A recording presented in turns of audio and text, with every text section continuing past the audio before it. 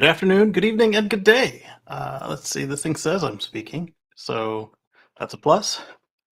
Good morning, Robert Williams, or actually, good evening to you. And now my computer's all stuttery. I don't know what's up with that. Let me close this other window. And this one, we just got done watching the Rivian delivery for Brandon. He's been waiting for 3 years and 3 months, and it finally showed up. And it was a fun day. What's up, Anders? Good to see you. Good to see you as well. I've got a bunch of the articles loaded up. I don't have them all loaded, and I did kind of at least get the ones that I did load in order. So this will be pretty fun. We may have a special guest jump through, and that will be exciting. So let's start with this video I found in my travels. Let's do a screen share. It's really weird that the video is stuttering on my end because the camera, I've got it on a microphone arm now, so it's actually upside down. Let me switch cameras and then switch back. Maybe that'll fix it. Let's go to the laptop camera, and that will make it upside down for real because it's the same filter. And then we'll go back to the webcam, and you would think that my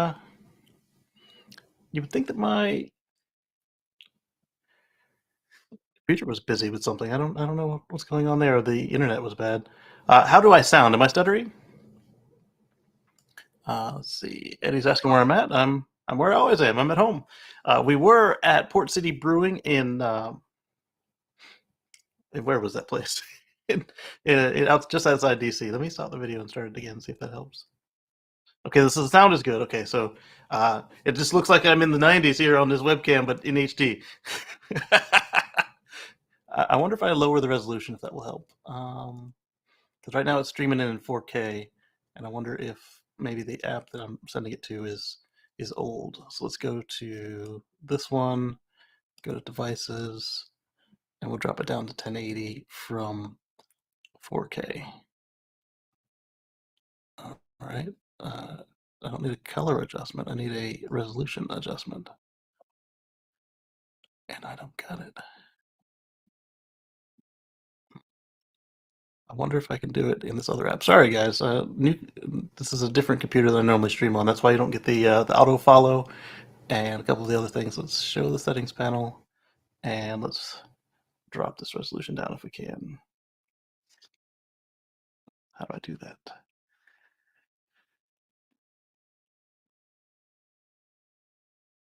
I don't know how. But the software here is only trying to take me in. Oh, there it is. It's caught up. I don't know why. All right, so let's get started. Let's see. Thank you, everybody, that's telling me you have good sound. So the first thing that came up for me was we had a. Oh, you know what? I wonder if it was a backup because this thing does regular backups. There's we talk about electrifying all the things. So what about a motorcycle that's actually a unicycle? We're going to do a little quick look into this, and then we'll get on with news. I'll put a link in the chat for how to find this. Copy that. And so this guy, his daughter asked him about a motorcycle she saw in a video game. Asked him, could he do something similar? And he took a couple of years and made it a electric unicycle motorcycle. And I thought it was a pretty cool little piece. He spent a lot of money on it. It cost him his marriage, but it was successful. Robert says he saw it. I wonder if he might be the one who sent it to me. Somebody sent it to me, but I didn't get a name on that one. Then, last week, where'd it go? Omar had mentioned that he wasn't a fan of the vegan leather concept at the moment. And then Eddie found this video for us. I'll show you a little snip of that, and then we will put that in the chat as well. So this one is not plastic vegan leather like it is on, or urethane like it is on the Tesla. This one is made from mangoes, and bad mangoes. So like you got rotten mangoes, and you got mangoes that were part of the health and safety check, where they have to cut them open, but once they've cut them, you can't sell them even if they were safe, at least according to the regs where they are. So let's do share screen. And this one is called How Vegan Leather is Made from Mangoes. This puree will eventually become vegan leather. It's pretty cool. Like this is some small batch stuff. Like there you go with all the rotten and tested mangoes. They turn them into shoes, handbags. It's a very labor-intensive process.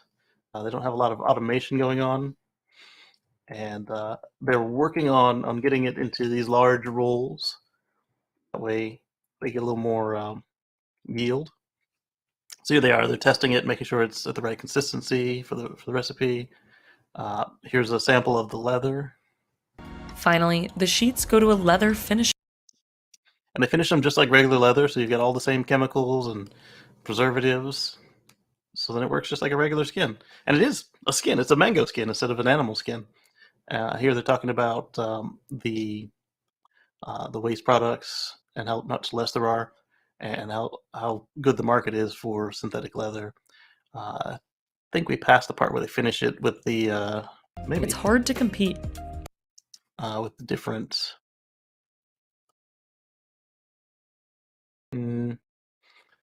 Yeah, so they already finished it with the different like textures, like alligator or whatever. And I thought it was a pretty cool little segment, and I want to thank Eddie for sharing that with us. And let's paste that link in there so you guys can watch the full thing later. Eventually it'll go. I pushed enter. There we go. Right.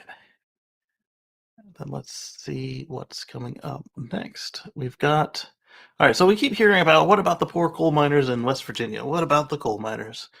And my response is always, well, my electric car can run on coal, unlike your gas car can't run on coal. So I might actually be doing more to keep them in business. Except that really I'm not, because I've run on solar and nuclear. So we keep saying you need to retrain these people to do something useful before it's time for them to retire, and now that is being done in yet another way. So let's see. Charge EVs is reporting that.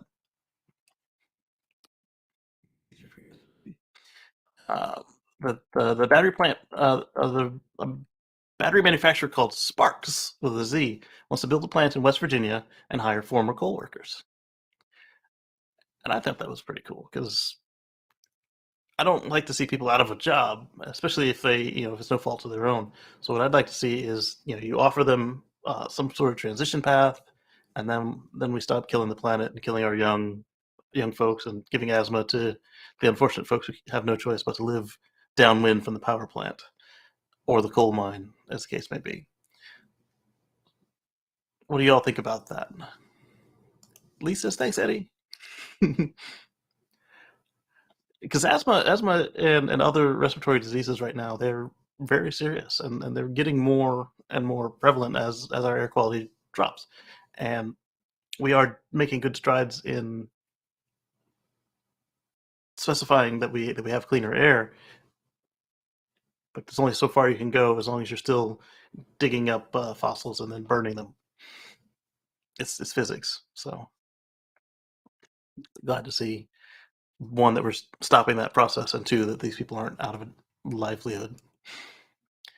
So then this is one we wanted to go back to, on how Tesla and BMW and several others have what we call software unlocks, or paywalls, or not really loot crates, but a similar concept to the video game industry, where well, some software as well, where you buy a product and you don't have the whole product. You have to give them some more money later to unlock everything. Well, Audi took it a different way. Rather than just taking this as an opportunity to collect money, they took it as an opportunity to kind of rub it in your face. So the Drive is reporting that Get this on screen for you. The driver was reporting that the Audi owner finds basic HVAC function is paywalled after pressing the button for it.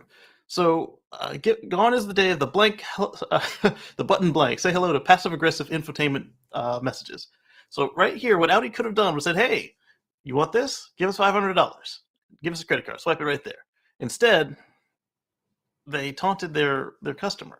So what happened is this guy, he pushed the sync button on his Audi's climate control system, and instead of it matching the driver's side, passenger side, and if it had rear, matching all three of them together, it just pops up a message saying you haven't bought this. So why not? Why even put it there in the first place? Like the drive said in the byline, we used to just have a blank button there, so you knew there was something you didn't buy, but other than it was being blank, it wasn't rubbed in your face. And sometimes you had a top of the line car with all the options that still had a couple button blanks, so you could, I don't know, put your stereo or your alarm system in there. And this is a whole other way to do it. At least with the BMW heated seat situation, you can rent your heated seats or you can buy them outright. And I don't know. I think renting them is kind of cool. If you lease the car and you forgot to check the heated seats button, you can say, "Hey, I only need the heated seats for 2 seasons out of my lease before it's time to turn it back in." And you rent your heated seats for 2 seasons and you turn your car back in. But this this is disrespectful, really, to me. Uh, it's just rubbing your nose in it, and not in a good way. Like, here's the button. Oh, by the way, you're a cheapskate. It's like, come on. Especially, like, imagine if it was a used car. Like, you're just rubbing your nose in that. Like, they see the button, they think they can use it, and they can't. I mean, here's the video. I mean, I would be really upset if I bought this car used, had all the buttons and features showing, and then they're like, nah, bro, you got fooled. I mean, come on. Instead of doing nothing or syncing the climate zones, it instead caused a message to pop up on the screen indicating the function had not yet been purchased. And so, yeah, it's tri-zone climate control. U.S. and U.K. Audis have this as base, but some markets, such as the one this customer was in, it's an optional add-on. So in Denmark, the add-on costs $758. That's it. The owner chose against purchasing it, but didn't expect pushing the button to display a message. Yeah, it should have just sat there and be like, "Yeah, you know you didn't get it." And I guess it would have been even worse if it was a software button that still showed up and he pushed it and got the same message. I don't know. What do you guys think? When I was a kid, we always had cars that had a button or two missing on the dash. My grand my grandfather who buys all the time would buy top of line cars, and my parents would sometimes kind of in between where they would get either the top of the line car or middle line car, and you had like anywhere from 2 to 5 blank buttons.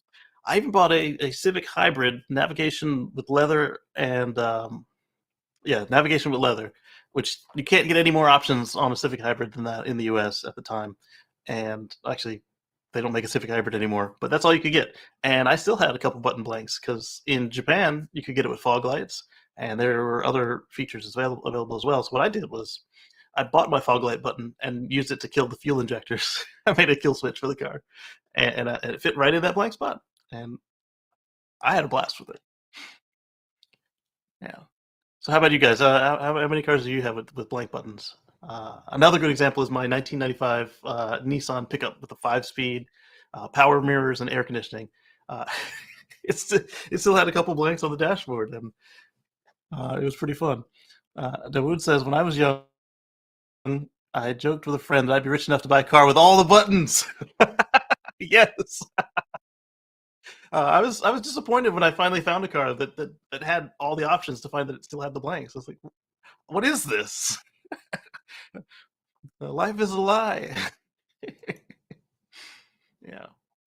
So let's close this one down and go on to something new. Let's see. We've got Elon Musk. Let's talk about Elon Musk for a minute. He's tweeting as usual.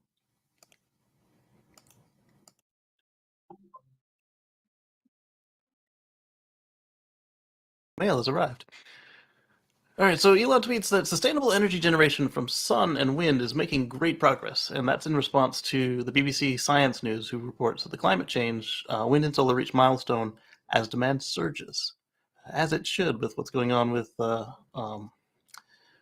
fuel supplies right now over in Europe, Eastern Europe.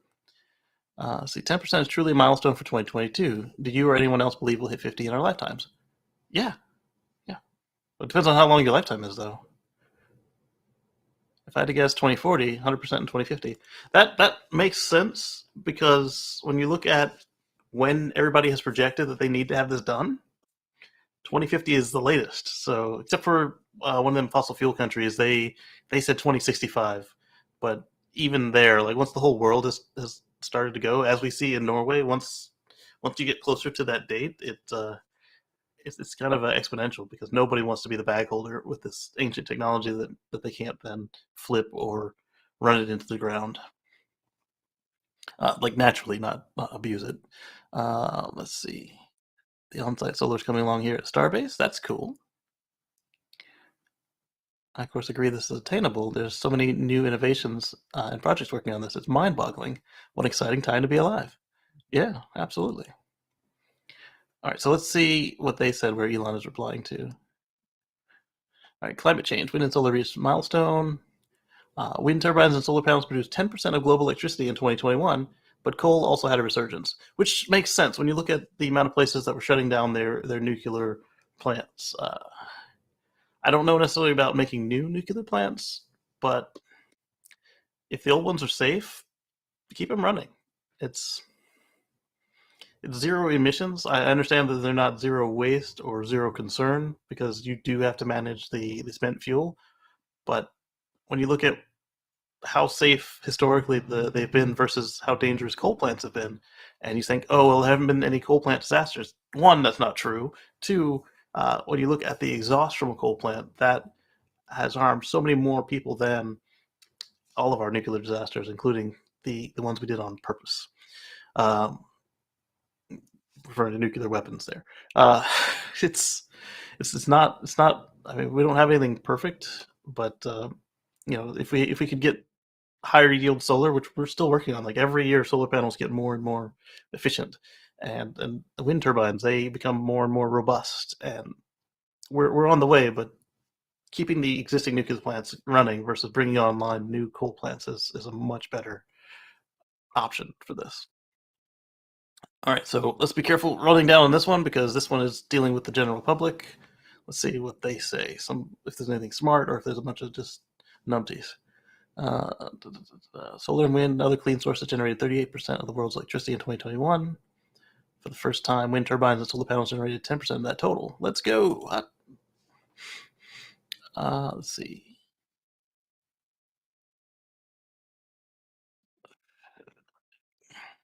So I told you, we're dealing with regular people here. So the concern from this person is about if we're taking care of the wildlife when we plan these out. And I haven't seen any case so far where they just kind of just throw them up and there's no environmental review. And to the point with the wind turbines, they've found ways to make them less lethal to birds. It's simple as painting one of the blades a contrasting color, because then they can see the like warbling effect, and they they go around. And we've got similar for the hydro generators, the ones that go on the ocean and river currents, um, the ones that aren't dams, obviously. And putting out the solar typically it just actually adds to the wildlife because there's now shade underneath, and like I keep saying about the solar agro combo, I forget what there's a word for it where you've got it makes it easier for the plants to grow. They're not dealing with the stress of high noon sun anymore. Let's see, my dream home. Yeah, I like that. That's the advertisement for the no, not the solar roof. That's just the Tesla Energy advertisement. Oh, they've got dirty power, or it's a test. Doge memes. All right, so let's go on to something else here. All right, so let's go to, why is this one here? I wanted it elsewhere. We'll put it here, it's fine. So this is a tweet from at Tesla. This is one you don't see all that often because, well, when they got rid of their PR team, I don't know if this is Elon or somebody at Tesla tweeting, but it's a little more official when it comes from the company account than when it comes from the Techno King. So Tesla says, Tesla will ask shareholders to vote at this year's annual meeting to authorize additional shares in order to enable a stock split. And I think that's pretty amazing because the last one went pretty well for shareholders. Uh, Disclosure, I am a small-time shareholder in Tesla. This is not a stock show, not advice, blah, blah, blah. If you have any concerns or questions, go to your stock advisor or your financial folks and deal with them, not me.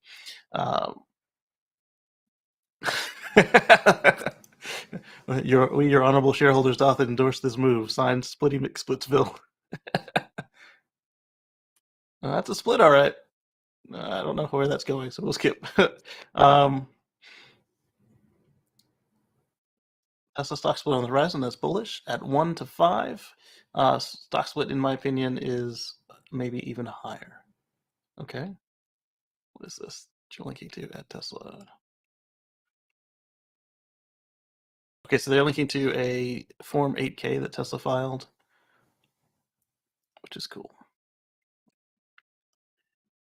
Anything else on this? What do you guys think about a Tesla stock split? Do you have any shares, and would you prefer them split or not? And what number would you prefer, and what number do you expect? Pop that down in the chat. I'm curious who's the most accurate going as we get closer to the end of the year and find out. That's cute.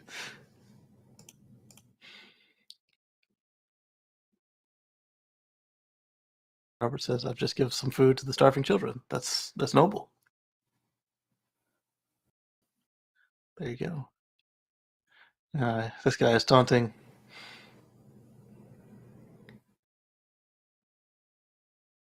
All right. Okay, so let's move on to more fun stuff than stats and figures for stocks. Um, so this is a series of segues from me. Let's go. Let's jump into it, see how smooth that can handle them all. So, Inside EVs is reporting that Tesla halts Giga Shanghai production for 4 days amid the lockdown.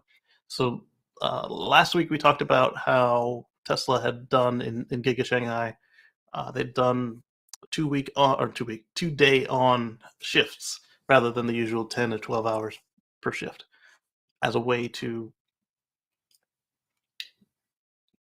comply with the COVID restrictions in Shanghai. First, they shut down the plant for 2 days to implement the plan, and then as the plan was implemented, they went ahead and you would have folks, they would not leave the factory for 2 days. They would sleep and eat there, and it got worse. Every time we let up on the, oh, hey, this is almost over, let's go back to normal, it gets worse. This is what, 8th time this happened? We haven't learned yet, but that's enough editorializing for me. The factory will not build any Model 3s or Model Ys from the 28th of March to March 31st, which is kind of crucial time for them right now because remember, Tesla doesn't report their numbers but every 3 months at the end of the quarter, and so that's the time right there. They'd be slamming them out of the factory, delivering them locally to places around the factory. In the beginning of the quarter, they're still running just as fast, but they're putting them on boats, ships, trains, and trucks to get them over to uh, the owners at the far ranges of the factory's reach. And then as the time comes to the end of the quarter, they start driving them just out of the factory across the street. And that's kind of crucial because what ends up happening is everybody gets their car at the end of the quarter for Tesla, and that's a critical time for them. Not saying that selling cars is more important than protecting people, not at all. I would actually prefer they do this because that is the right thing to do. So let's see.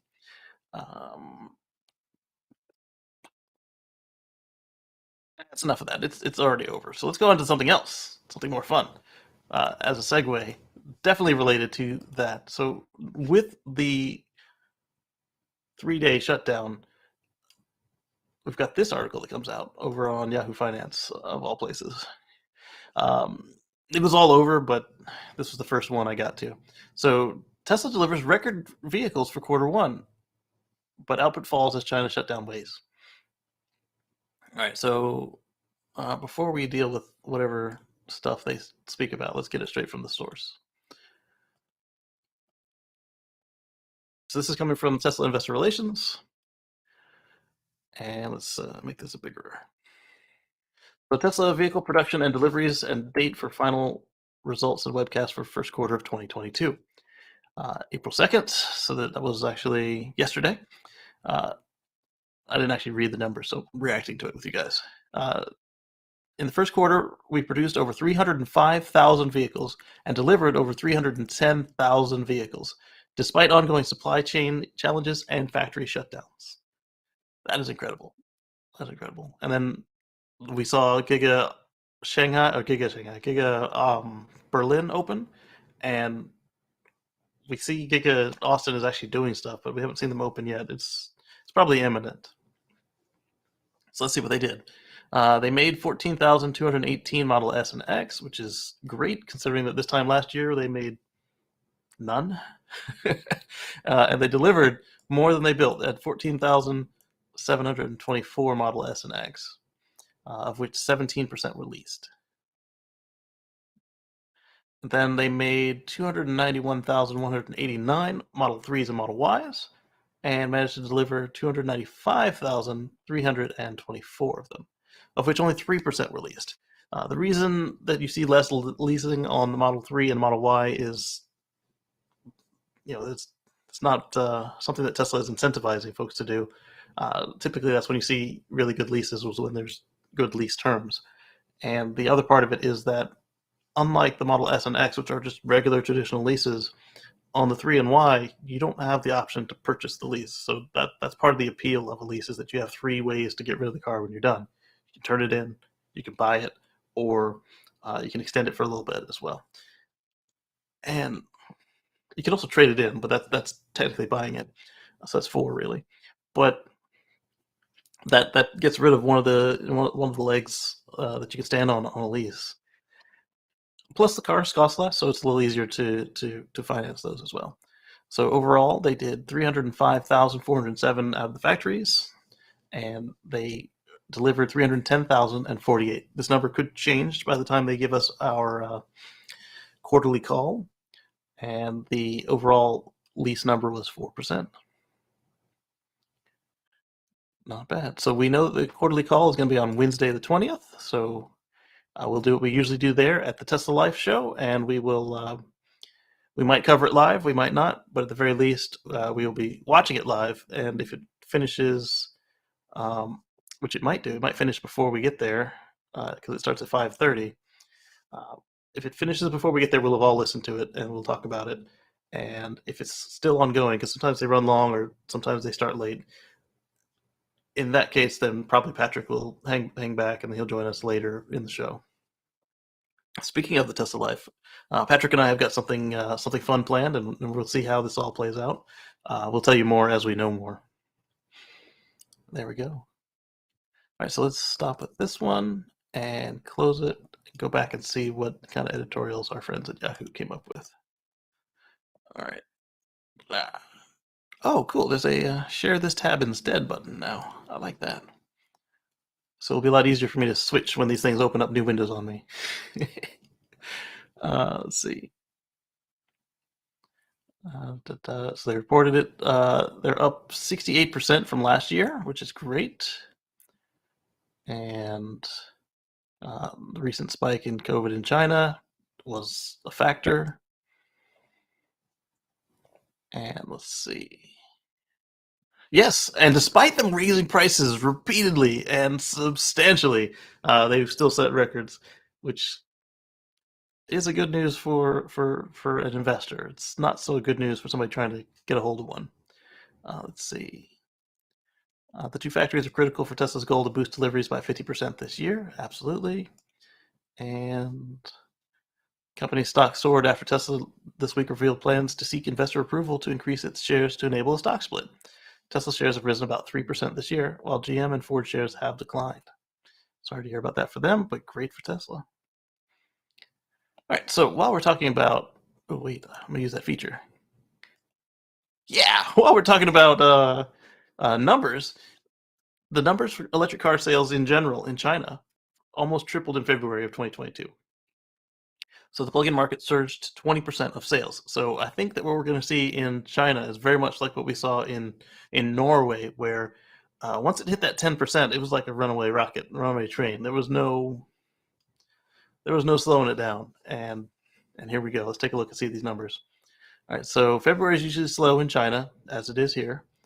And Inside EV's volume data shows 291,739 new passenger plug-in cars were registered in China, which is 176% more than a year ago. That's amazing. 2060 OC today. 2 point OC. What is OC, Robert? Let's see. That's 176% more than a year ago, and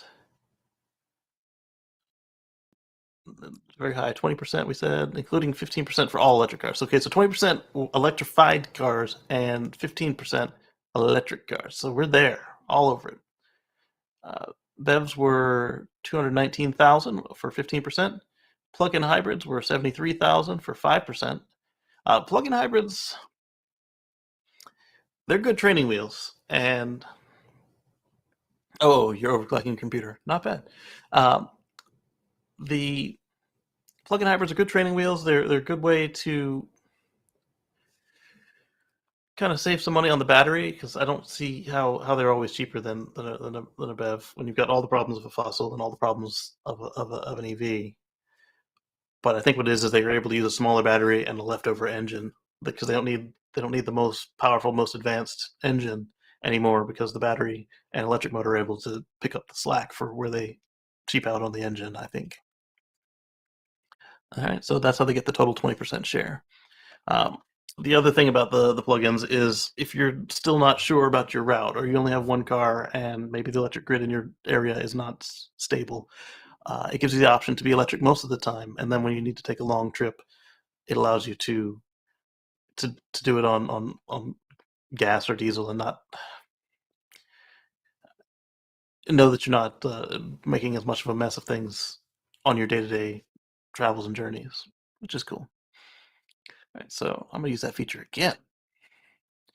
So while we're talking about sales in America, worldwide, China, let's look at sales in Europe. So in Europe, 20% of new cars sold in February were rechargeable. same as China, huh? The Model 3 and Model Y were the two most registered plugins of the month. And let's see what we're looking at here. All right, so the situation in Europe is pretty challenging right now due to massive disruption caused by the Russian invasion of Ukraine. Yep. And let's see, the economy is messed up. Yep.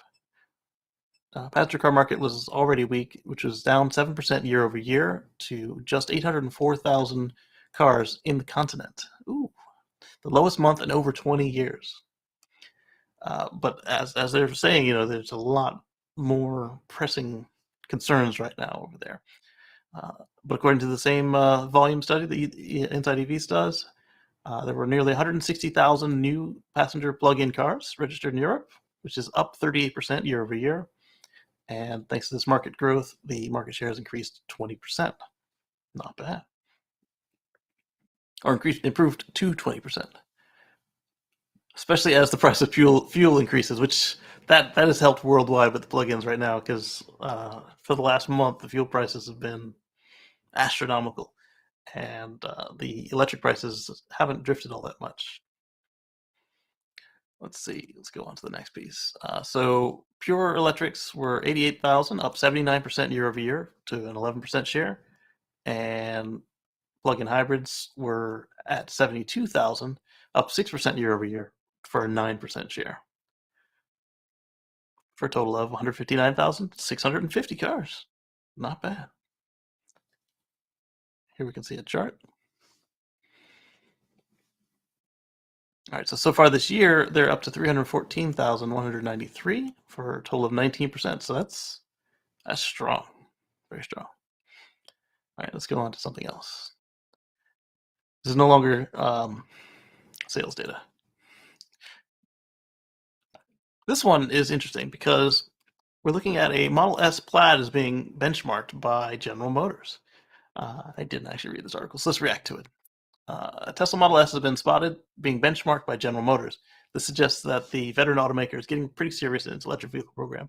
So what you do when you do benchmarking is if you have a competing car, you want to make sure that your car is toe-to-toe with the other car or just a nose ahead. However,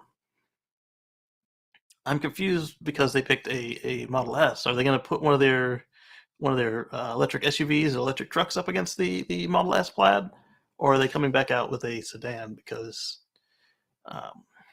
GM doesn't make very many cars. They've got the Corvette, the Camaro, and a couple leftover police cars, I think, if that. Because General Motors, Ford, and several others, they just dropped their car lines a few years ago, and it's an interesting comparison to be making there, to be testing the Plaid against. The other possibility when you want to buy somebody else's car, you don't really benchmark it like this, but you would test it out and then you would tear it apart to see what makes it tick. And it's a little late in the day to be doing that, but when you look at how the Tesla reservations work and how the deliveries kind of trickle out, maybe they just got theirs, they weren't in line in time to, which still seems weird because typically what you'll see is the manufacturers will buy the cars off of somebody who got one already, because it allows them to just be sure they're getting one of the first ones, and it keeps their name off of the competitors' records. We saw this go wrong in Europe, where Daimler bought somebody's Model X and ripped it to pieces, and then didn't even put it back together right. Let's see here. It's quite unsurprising to see the automaker benchmarking the S Plaid as part of its EV efforts. Is this thing on? Okay, good. I got my noise center on, and there's a guy on a racing style street bike zooming outside. Right, so let's take a look at the pictures and stuff here. Let's go to the tweet. It's coming from GM Authority. That's a Model S Plaid.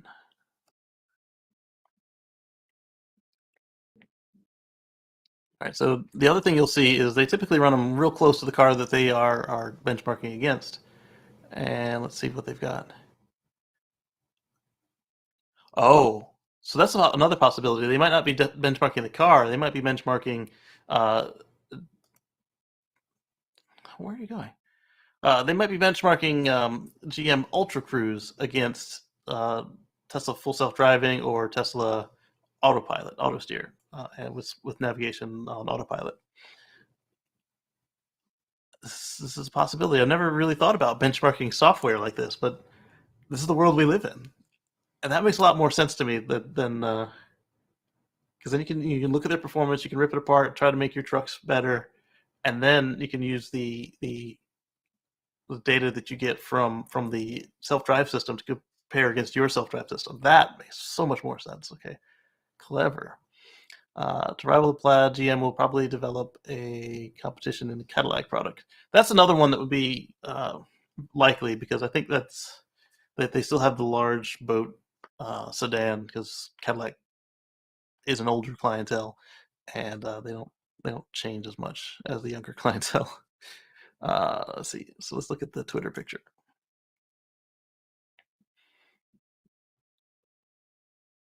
All right, so that's just the same picture from the article. People calling Musk to it. Funny, they're so late and they don't really give a poo about EVs and providing cutting-edge performance, luxury, comfort, and state-of-the-art convenience. I wouldn't say that, because remember, they think they're leading. They just need to get a position to receive all of the subsidies. Okay. I don't know.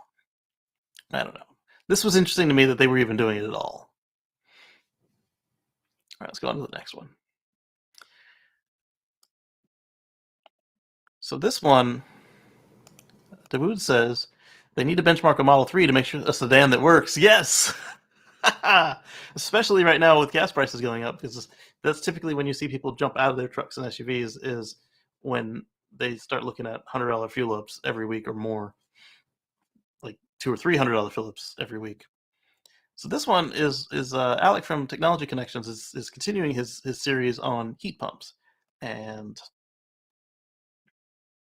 heat pumps are a way to get more efficiency. Like literally, this particular video, he's saying how there were like 5 days and a couple hours where the heat pump would not have been as efficient as burning natural gas from pipes. But for the rest of the winter season, which is what 6 months where he is or more, the heat pump is actually more than 100% efficient because uh, you're moving heat rather than creating it, and so they're more efficient than just burning the natural gas in your pipes. Versus burning it at the power plant and then using that electricity to move heat from the environment into or out of your place. And he's right. He's right. He fully admits that the ones he's looking at are the latest and greatest, but they're not experimental. They're out there now, and there are a lot of folks who haven't done their research lately, and it's disappointing to see that they actually are in the business of buying and selling heating appliances that they don't understand that there's products now that are in the realm of affordability that have very high efficiency ratings that they could be offering their customers instead of continuing to perpetuate the burning of fossil fuels. And we can do better. And so I put his video in there, and next time you need to replace your furnace, or if you're moving into a new place, maybe look into getting a heat pump, even if you are in a place that's too cold for them, because they'll still be 100% efficient when they're not in their best form, because they'll run the heat strips or whatever, and 100% is still what you'll get from burning gas or the old style electric furnaces rather than heat pumps. But what's cool about a heat pump is you're greater than 100% efficient at warming a place per energy unit that you put in to the equation. I never totally understood the concept of heat pumps. So heat pumps are we use them every day. We've got them in our refrigerators. We've got them in our cars as far as air conditioners. The problem is that we don't often have them with a reversing valve where they can not just move heat out of a space, but where they can also then move it back into a space with the same system. So you'll typically do that with a reversing valve, which allows the system to do that the other direction. They're more complicated ones that you can use that literally have two sets, but that doesn't make any sense in today's age, where you can just put a small loop into the system and make it handle. Robert says his boiler is from 2007. Yeah, I think my furnace is from 2013. But when it's time to replace it, it will be a heat pump, because in South Carolina there's no need to be burning gas. It's not that cold. But as Alex said, even in the places where it is that cold, how often is it truly that cold? We might be talking some of the northern Canadian provinces. Well, I guess they all kind of butt up against the U.S., don't they? Some of the more northern Canadian towns, as well as Alaska. But if you do the math the way he did, but maybe not as in depth as he did, because he went hour by hour to get the exact number, I would probably just go by days under what did he say, negative 10 degrees or something like that, and it just makes sense. Yes, Eddie, they do save on electric bills, because the heat pumps, the way they function is with the amount of energy it takes to move heat is a lot less than the amount of energy it takes to create heat, and so they're able to just move it from outside to inside. And so for every unit of electricity or gas or whatever you're putting into the equation, you're getting more than burning that energy directly would have got you in burning it on site. So it's really cool stuff. But I put a link to his video in the chat. Catch that later. And then he's got links to the rest of his series on heat pumps in there, from how they work to why you would choose them. And I think he even installs one on his own in there. Maybe that was another YouTuber at the same time. He's been running the series for a minute. All right. So then this one, oops, I almost hit the right button. This one is a subject that I find really amusing.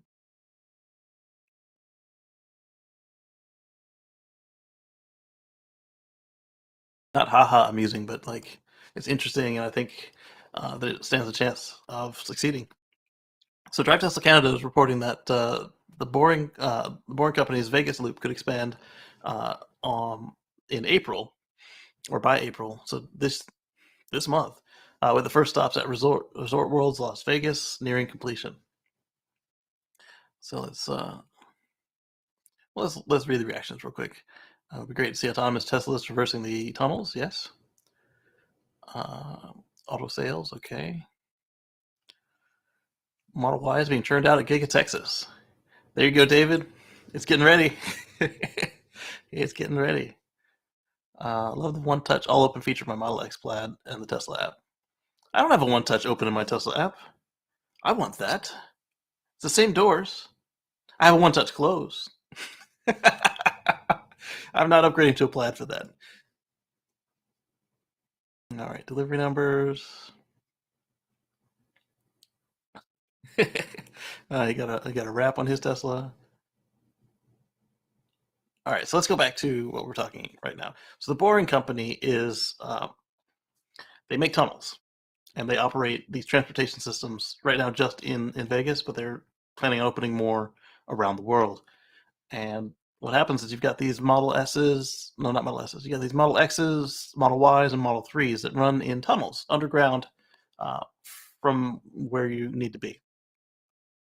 Let's go into it and we'll share this tab instead. And what I think is cool about it, because you always have people say, "Oh, just put a train in there, put a bus in there." On a typical train tunnel, you can't skip a stop and you can't pass. So if 20 people get on and you want to go from stop 1 to stop 50, you have to stop at all the stops in the middle. And then while you're stopped, you're blocking all the trains behind you. Whereas with the Boring Company, there's only up to 3 other people in the car with you, and because there's a safety driver in them right now. So actually, only yeah, two other people with you because the safety driver is 1, but it will be up to 3 when there is no safety driver. And even if they all pick a different stop, you do have to stop at all those stops, but you don't have to stop at every stop in between, because if you're going to stop 50 and the other person's going to stop 20 and the next person to stop 10, you don't need to stop at the stops 2 through 9. You just sail right past them. And any other car in front of you that is going to that stop, they pull out of the travel lane. They don't stop on the track like you do with the subway system. And so they've pulled out of your way. They're letting their people off, getting on new customers, and you're zooming on to the first stop number 10. So you've skipped all the others. Right now there's only 3 stops, so it's really hard to visualize, but you can start to see it if you go from stop 1 to stop 3 and you skip stop 2. Or if you get on a stop 2 and loop around stop 1 without stopping. Although you could go straight from 2 to 1 in either direction as well, but it's getting there. And my other argument is that this is all with private money, so the people who just start frothing at the mouth as if you were wasting their tax dollars, it's not with taxpayer money for most of these. And give it a chance, because like I say, even if it fails, you can then just put a bus in that tunnel. It's not that hard. But I don't see it will fail, because so far they've already exceeded their contract for they were contracted to move a certain amount of people per hour, and they've done that. In fact, let's look at it here in the article after I see. Um, Robert says, just like when you go on the bus, it takes 45 to go in the car. It takes a quarter of an hour. Uh, yeah, it's kind of like that. So it's like taking your own car. You've got dedicated lanes. It's like being in the HOV versus having to go sit in traffic in the bus. All right, so let's see how many people they moved. Uh, so they exceeded Yeah, so they transport between 15,000 and 17,000 passengers per day during CES 2022, and I think they only needed to move 10,000 passengers per day. So you can't tell me it doesn't work. And you might say that yes, you can move more people in a train. That may be true, but uh, typically subways are over budget. They're late, and typically the municipality runs them. Whereas uh, the first section of the boring loop was actually run by the convention center. It's a lot harder to justify one entity running a train if you're not something like an airport or a port. Ports like a seaport, because they're expensive, they're slow, they're late. It's a lot harder to justify, and so they're looking at right now as it sits. They're looking at when all 51 stations open. They're looking at 57,000 passengers per hour moved through the boring tunnel, which is incredible, and I am here to see it. I think it'll work. I don't see it failing like some of these people assume that it's gonna fall flat on its face, and I just don't see that. Let's share this tab instead. All right, so let's talk about some stuff ending production. Let's start with the SpaceX Crew Dragon capsule. They have stopped production of it. So let's see what the Reddit people say before we go to the article. All right. Freedom will be the last planned new crew capsule, and it will join Endeavour, Resilience, and Endurance. They have the capability to build more if needed, but they would rather refurbish them, which makes sense. It also goes to show that they are very confident in Starship, because they are moving those resources over to Starship. Cargo Dragon is still in production, and it's not that different from Crew Dragon. So I suppose if they had to replace a vehicle or had a mission come up where the client demanded a new capsule, then they could bring back some stuff and make it happen. It's not like they'd stopped all Dragons, where then it would be just like when you stop the shuttle or stop Saturn V, it would be next to impossible to bring it back at a reasonable cost. I'm not saying that the shuttle or Saturn were very cost efficient, but they go from being just government expensive to just being unobtainium, which is why once they both shut down, they didn't look at bringing them back for any reason. I mean, we still have the plans, but you don't have the assembly lines, you don't have the institutional knowledge anymore. It's all gone. So they're still producing components for refurbishment, just not the entire vehicle. What about the cargo? Cargo uses the same frame, same docking adapter, etc. And then this person points out the production line is being a bit generous there because, well, they might as well be bespoke because it's really just a room full of all your tools and jigs, which makes sense. All right, so now let's go to the article. Exclusive! SpaceX is ending production of the flagship Crew capsule. Yes, this is true.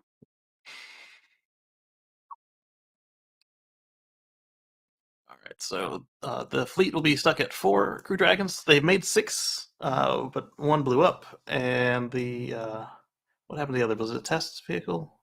No, that's the one that blew up. I don't know what happened to the 5th one, but the other 4 are in operation, or will be because they're finishing their final capsule now. Which just makes sense because if they are projected to last as long as all of their missions before they are anticipating that the Starship will be online, it doesn't make any sense to keep building them. So this is a good business move. I can't wait to see the first Starship take off, hopefully this year, and I'm really curious about the lunar Starship. I think that's going to be inspiring just as much as it was for the first Apollo mission to land on the moon. All right, let's move on. Speaking of stuff being stopped, Rolls-Royce, according to Sawyer Merritt, Rolls-Royce has killed off the Wraith and Dawn ahead of its first EV, the Spectre. The EV is scheduled to debut later this year and go on sale in 2023. They weren't very fuel efficient. We're talking like what 8 to 20 miles per gallon, depending on equipment and how you drive it. They were large, they were opulent, and they're prime candidates for electrification. So it's good to see. Let's see what they have to say. The Wraith and Dawn were the two best-selling models. To be honest, I'm not fond of the move, especially since I'm a fan of those two vehicles. I think the Cullinan SUV is their best-selling. That's a good point. In terms of cars.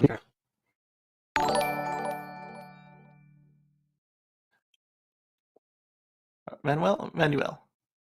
I'm sorry if I said it wrong. Baffling it took this long since the first Model S. I guess the owners couldn't care less. This is probably also true. Bondish I like. I was thinking about buying the Wraith too. Oh well. All right, so let's go to the article and see what they say. Share this tab instead. This is coming from Yahoo as well. What's up with all the Yahoo today? They're still around? All right, so Rolls-Royce slimming down before going electric. They've ended the Wraith and the Dawn. They're going to shrink from 5 to 3 models in preparation for its first EV. So that would put them back up to 4. So they've really only lost 1 model in terms of total numbers. That's fine. He told Autocar that they'd closed the order books for both models, the two-door coupe and two-door convertible, in all markets. And that also makes sense. Two doors aren't really selling all that great in the world right now. After already having done so in the U.S. last year. Despite this, the waiting list for the Wraith and Dawn means they won't stop rolling off the line at the Goodwood factory until next year. Well, that's also good, because if I pre-ordered a car and then they just canceled it on me, I'd be upset. So if you put the order in, you'll still get your car. Yeah, the concept here of their EV was very attractive. It didn't look at all practical, so I don't expect it to look anything like their concept. But they know how to make a good, comfortable car, so I expect that that they'll do well. They're not for me because I don't buy that class of car, but I'm excited because it's electrifying all the things. All right, so let's get done with ending cars, and let's start one up. The single-motor Polestar 2 deliveries are starting this week in the U.S.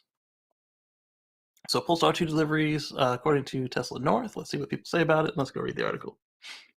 It's now available for delivery. Groundbreaking electric car for anyone looking for high-performance, eco-friendly option. Get yours today. King George Tamo saw one yesterday. That's nice. Volvo's not doing that bad of a job. You can buy the Polestar 2 directly online, and that's pretty good for being owned by a legacy automaker. Also heard that they're installing charging stations from Seattle to Denver on Now You Know channel. That's good as well, because you want charging stations to be more ubiquitous than the corner gas station. And not just in number, but in the ability to not have to think about fueling. Obviously, for a lot of folks, most of their fueling is done at home, but when you're out and about, or if you live in multifamily housing that doesn't have on-site charging, there need to be options. Or if you're on vacation, you can't really use you can, but you don't really want to be using the en route charging system to charge once you get where you're going. You want to be able to continue to enjoy your vacation or business trip or whatever that you were there for, and just get stuff done, versus having to think about, oh, now I need to get on the highway and drive an hour to go charge. Uh, an hour is probably a worst case scenario. Say you're in the middle of like North Dakota or something, but I don't know. Let's look at the article. All right, so Tesla North is reporting that The Verge is reporting that. It's previously only available for pre-order in the U.S. The single-motor Polestar 2 can now be taken for test drive at their retail locations or purchased with delivery coming soon. Nice. So these are the equivalent of the standard range Model 3. Not bad. The single-motor variant starts at $45,900, but the dual motor starts at $51,200. But after your federal and some state incentives, you can be down to $33,400. Go get it.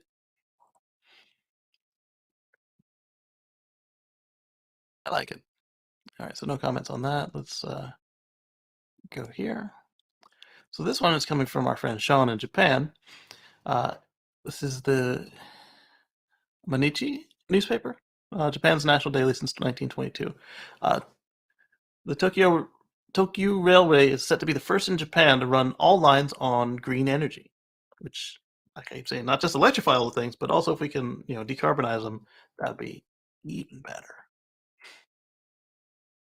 So they'll purchase so-called non-fossil certificates for electricity in all lines that runs in the Tokyo area, including the capital's bustling Shiba Station, a move that will effectively cut the company's carbon dioxide emissions to zero. Carbon credits are one way to do it. It's not as cool as seeing that you're running it all off solar and wind, but it does show that you are doing the math and trying to do the right thing, because then you can start to phase out your credits for actual input, which is nice. Through the action, they've reduced their CO2 emissions by Tokyo will be an equivalent of 56,000 households emissions per year, which is great.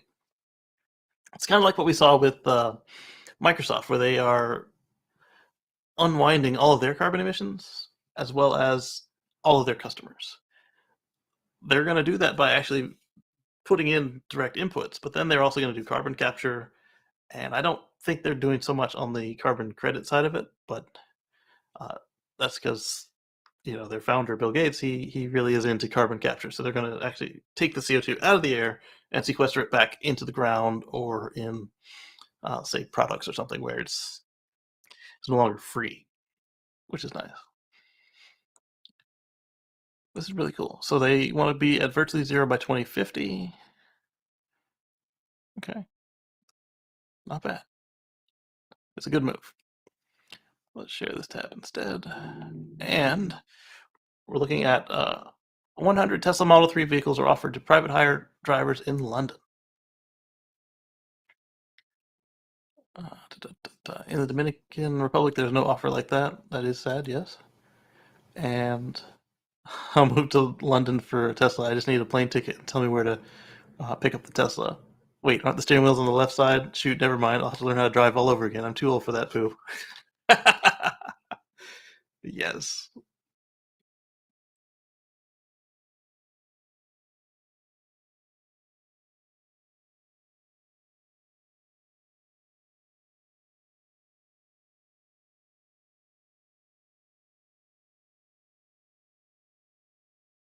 All right. Looks like all our co-hosts are busy today.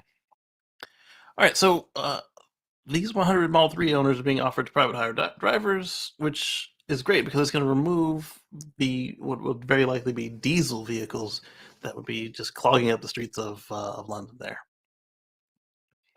At Breathe, yes, breathing is important.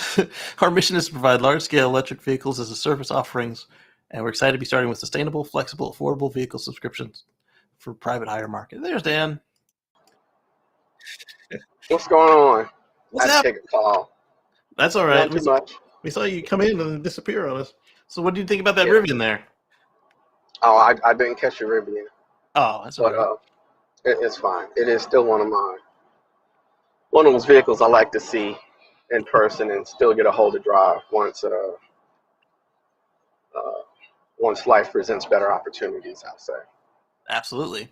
So what Yeah. do you think about this? Where this company, this organization, Breathe, is offering rideshare drivers, or private hire drivers, I should say, a 100 Model 3s to help offset the emissions that would have come from their diesel I cars. would I would say sign me up, A, and drop it in the chat. Yeah. B, I think more companies should do that. I think I have a separate project of the same caliber in my head, or actually put into paper already. I think there should be more initiatives. I'm very stickler for companies. They have to have a layout plan, like our friend Josh AV of Spark Charge. By the Yeah. time he went in front of the Sharks, he was prepared for everything. Right. The Sharks were willing to listen, per se. So I am fully invested into if they need government subsidies, if they need Series 1 capital funding, stuff like that, I am fully on it because I believe that once you educate the people and that's my biggest thing. Once you get past the people who are, I call them missed people, because we have people that we know people in organizations that will go towards the college levels, but then there are a host of people that say hit the military and then go the rest of their lives never hitting that college level. So I'm a very big proponent of educating those like myself. 2007 Tesla Roadster, I found it. 2017 I finally found people.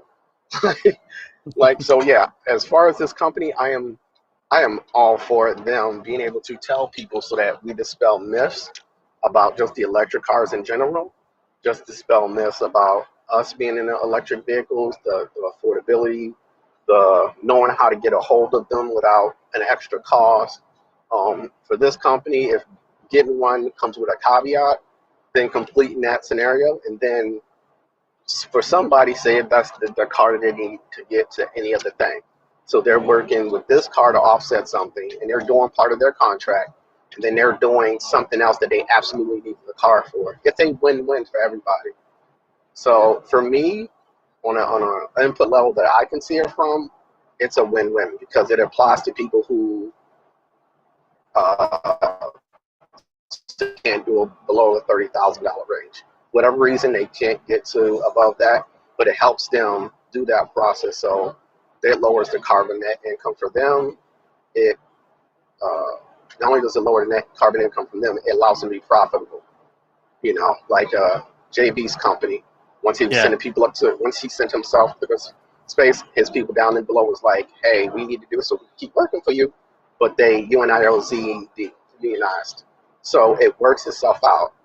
Oh, And sorry, that's you what said I hope. JB. I was thinking JB Strubble. You were talking about the other No, one. no, no. Jeff who? Yes, the other JB that sends people into space for publicity, but his work practices were kind of iffy. And once his workers who like to work, obviously if they're still there and they've UNILCD unionized, they absolutely still want to work at the company. Obviously, they just need fair work practices. But now those employees can afford electrics. They can drive the RPVs. Yeah, they can drive the RPVs from Rivian. It contributes to the society in and of itself. So yeah, I love this company idea. I think it's great. I think Amazon could be a little bit more forward progressing besides their bottom line when they buy the RPVs because it sources down to your people. Once your people are driving these RPVs and they don't crash them because we know instant torque, then more people are happy with their deliveries, more people order. That money can go to more people getting salary paid, and then they can do more things of buying electrics. So long answer, but yeah, drop that link in the chat to me because I think it's a really good idea and it's something that could be passed around to people. All right, here. Sorry. Hey, I could see it, but yeah, go ahead, continue. I'm sorry. So that's what we're talking about there is just electrifying all the things, giving more people exposure to EVs. Let's see, what is this thing doing to me? It's not flying out anymore. There it goes. So this is one that Dan brought to us here.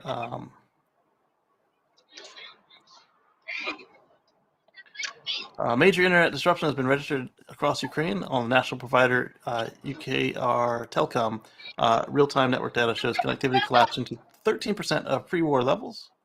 The provider reports issues assigning new sessions. So this is, I'm assuming you brought this up for the SpaceX connection? Yes. I'm sorry about the background. Yeah. Well, sorry. Re-go back over the actual title of the article. It was talking about how the network connectivity on Ukraine's ISP is down. Oh yes, because it's one of those things, technology based. It's going to be real nice to see the outlook of SpaceX helping other systems maintain a connectability. Sorry, that's not a word. but it helps them actually be the ecosystem at technology. It helps people uh, be connected to those who are in trouble, who are in need of just regular things they cannot control. I find it to be very beneficial when altruistic things actually happen from good people that have the ability to do altruistic things. It's always a good thing in my book. Yep. All right. So then we've got another article from you where this one I was kind of gonna skip it, but mental health is important, and if you need help, you should get it. Elon is admitting that there are times when he feels lonely, and in a new interview, I'm sure there are times where everyone feels lonely. This is true, and depression isn't just sadness or uh, it's a range of situations, and it's not a failing if you're depressed. You just need either some help or some medication to help get This your okay, so this one to go get your ahead. Sorry. chemicals back in order, because it's not a failing that your chemistry is out of whack. You just need a little boost to get it back where it needs to be, and Sorry. it's encouraging to have somebody in this Sorry, level a bad spot just bear with me. this level of status admit that they're having issues, and there's no shame in getting treatment. It's way better than the alternative, because or what ends up happening for folks who go untreated is they don't get the help, and they end up having a bad outcome in any number of ways. And As we saw this past Sunday, yes. it's not what it's not as bad as it feels, as it seems. There is a light at the end of that tunnel, and it will come to an end. So if you're feeling just constantly out, it's not just sadness, but if you're just constantly depressed, there's help out there, from therapies to medication, and we suggest you get some help. What were you saying, Dan? Oh, I told people about the ecosystem of going green. Um, First of all, yes, mental health, especially as we start to go into it with recent activities in the social scale, as we've seen in the public eye, to everything else that's happened. It would explain a lot of proclivities that come with our favorite business tweeter and decisive leader would say. But it takes an eccentric mind. If you look at MC Escher, Einstein, Edison's, all the brilliant minds that have changed history, they were slightly a bit off key, to say the least. So that eccentricness leads to, I know, some terms of disbelief and loneliness, as he would say, and I completely 100% understand that. But going back to the ecosystem of being green, a lot of people's mental distress would come from saying paycheck to paycheck, besides them not having the right resources, besides the fact that they don't know connections of the resources. As we know, as me and you personally know, and I've told people, the connections of being in tune with understanding the green environment, understanding by a love of a Tesla, you go, oh, there's the Kia Niro EV. There is the Nissan Leaf that got redesigned in 2018, so it doesn't look like a running egg running around the street. I got past one of those this Yeah, morning. yeah. So and I saw one got pointed out to me, and I didn't think it was a Leaf. That's how impressive it got changed. Did the Model 3 have to come out for it to be changed? Sure, but there's options out there when people are synonymous with, for better or for worse, uh, they're synonymous with Tesla expensiveness and electrics. However, to use that window to be able to say this is available, they'll say, I've had the conversation with a lady at the DMV in Virginia, down in Georgia, and she's like, well, they only get 50 miles to the gallon, and or 50, for lack of a better word, 50 miles of range. And I go, do you want your child to get more than 50 miles away from you? Then they think about it when you give them to them in different terms and in different things. So when it comes down to it, they understand that this is what happens. Well, And not I've just that, learned, but the 50 mile thing is a Nissan Leaf launch edition that's never had any sort of work done to it. So yeah, most of them can go full 100 miles. yeah, So and earlier in go the ahead. show, we were talking about, or I was talking about how nuclear is an option, but then I also touched on the fact that there are concerns with making sure that it's safe. I As far heard that as before I dropped out. yeah, so um, if operated correctly, you can manage the wastes, and if operated incorrectly, as this article touches on, one of the nuclear disasters we had that was not on purpose was Chernobyl, and when that plant had its meltdown, they made a Herculean effort to make sure that site would be contained. And while Russia was in there doing their thing of invading this country, they're I don't know if people are too young to remember it, or if they Oh, I don't seen have that article. if they don't have you gave us the article, or Oh, if I'm they sorry. What I say is, you have to forgive me. It'd be a couple of days that I forget when I see create an article to send, or I see an okay. article to send. So Um, sorry about that. so they either didn't have the training or they didn't have the memory to know that this place was a very high risk for them to be just traipsing about, and they were digging trenches and they disturbed the radioactive dust in what was known as Chernobyl's Red Forest, and at that point then they backed out and gave the plant back to the Ukrainians. But this is kind of twofold. The whole point of what to do with the nuclear waste and how to handle it safely uh, comes up. This stuff lasts for thousands of years, so we need to come up with ways to uh, kind of convey the danger to future societies. Like what we have today might collapse, or the sites may be forgotten, and if people don't know what the danger sign today means, they they are not going to heed it because it means nothing to them. And that is one aspect of it. The other aspect of it here is that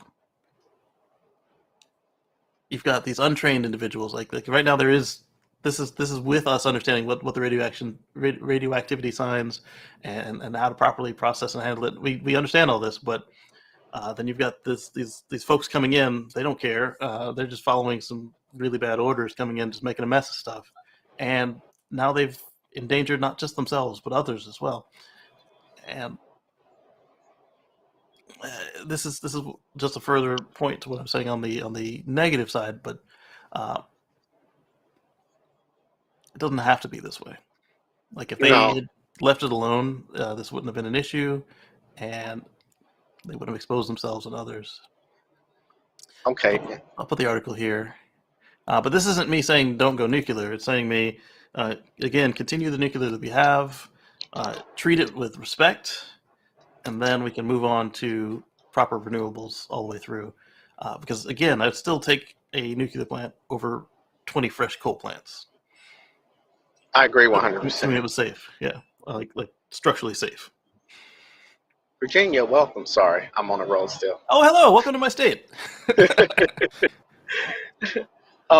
Yeah, and real quick to loop back around to the mental health, to see people of the caliber of affecting other lives, and they're not mentally stable, it's something that should be addressed and genuinely addressed. Some people are just in their spirits to be not kind, but there's usually a source for it, or the people that are around them are willing to enable it to have those things happen. And I've had that discussion on Twitter feeds when the emotion was running to cut off all the Teslas within Russia. And I'm like in our country, you can have a split division, but if you shut off, say, your Tesla because of something that was decided among the 51% majority, then you're preventing the other 40, you're preventing the other slightly under majority from acting against them for better words, a rebel alliance. Like, like you're doing more harm than good off an emotional response that happens, and in the process of that, it happens. Long story short, for the other one, once you go green and you understand to the one thing I've learned, going green, majority of the times, most people go green is to save the money because they understand the numbers. They understand the numbers. They understand that the gas is going to be saving. They put the gas somewhere else. They put it into savings, or they put it into maybe helping somebody else. They educate, so it affects generations down the line, and it leads to better mental health because it's one less thing you worry about. It's one less thing that you go about doing something with, and it's a cycle that begins when you go green. It's a beautiful cycle to see, but it's a hard cycle to sell to people when they don't see it because they're so used to seeing what we have in the present. So it's always beautiful to see that, and that's why I highlighted it about Elon and the mental health, because he's genuinely trying to do something, albeit in an eccentric way, but he is looking so far in the future that people are not understanding what he's doing right now, and it comes off completely decisive for him. So I understand that's why it hits me really well. Is because it's decisive for everybody else, but if you look at the long game that he's playing, it's wonderfully fascinating to see how it plays out. So earlier in the show, we talked about how GM was benchmarking the Model S Plaid. Electrek points out a feature that I didn't even think about is that they may be looking at the summon feature. I don't think they need a new car to do this because summon has been around since 2014, 2015. Classic summon, straightforward, straight back. Kia's got it. BMW's got it. A bunch of automakers have the ability to move the car straight forward and back with the remote control. If they're looking at smart summon, our friend Drew, he says it's like a drunk teenager. It doesn't do so well.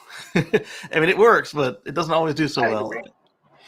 And so I don't know that you need a new car to do that, because if you have an old car with AP 2.5 or AP3 or HW3, I should say, you can still do it. So I don't know. I don't know. I take the summon angle to it. I completely agree. Knowing enough secondhand knowledge of it, this is the thing where I think you have to put things in people's hands. So going back to that company that was willing to give people Teslas, that is a great. Yeah, but this is That is a GM. This is GM no. comparing and dissecting it. Yeah, what I'm saying is it's a great when they start implementing it in vehicles. If you are familiar with how to use it already, when you jump say from you've rented a Tesla or you've rented somebody's Tesla showing it, then you see it in a GM car, you're like, oh, I know this. And it's a wonderful thing to actually see that them trying it. I don't know if they should be re-engineering it like that, but yeah, it's a great thing.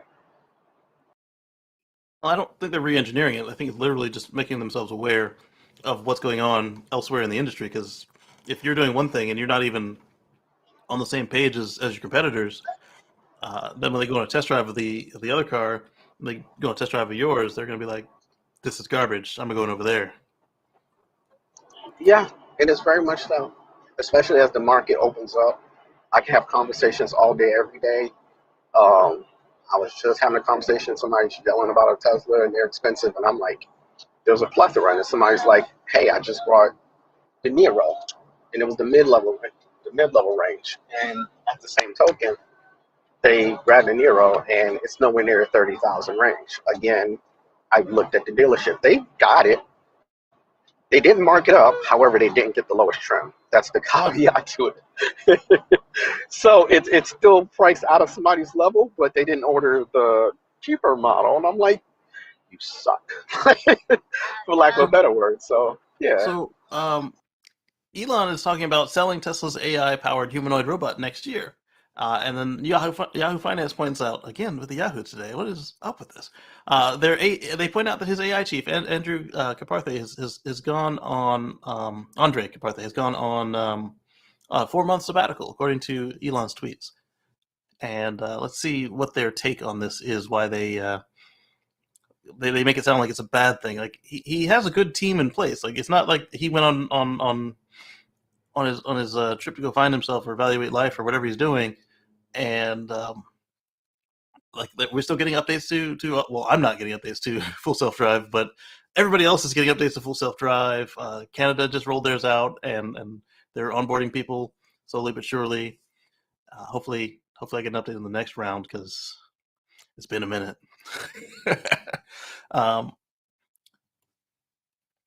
Let's see. So they said an interview published on Sunday. They're pointing out that Elon time is a real thing. They seem to read too far into it based on these language they're using around it. Could be ready towards the end of next year. So in Elon time, end of next year, end of 2 years from now, whatever. It's a robot. It'll be good. Assuming that he does it the way that he says he's going to do it, and not just let it loose like we see with Zuck and Bezos.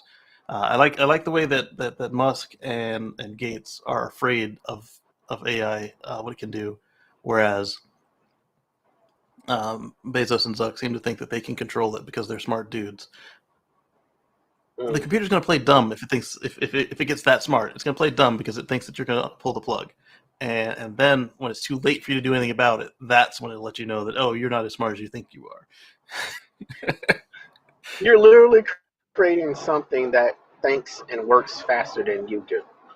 There's a sense of hubris that goes when you don't think you can't control something. Right. In human history, anytime you think you control anything, to include other humans, it doesn't work that way. Right. And that's part of society, any union of one person to another. You ultimately want that person to not do harm because they care about you in that union. However, once a union becomes about control, it goes to chaos because you cannot control something. I wish they would respect AI in the same format. However, as we've learned with the AI pulling people over, if they don't program it to look at all of us the right way, then it's going to look at some of us the wrong way.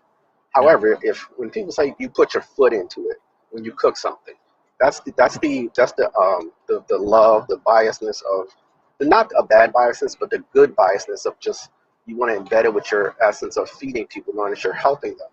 If you embed that same subliminal negativity against any type of culture, race, religion, creed, then that's what's going to come about. The problem with that is when you're dealing with AI and you're training it, even if you don't think you are that way, you can have implicit biases built into that's my point exactly. Built into your system, and you end up training your system to think that that black people in a hoodie are criminals. For instance, that was one that came up. Another one, Google.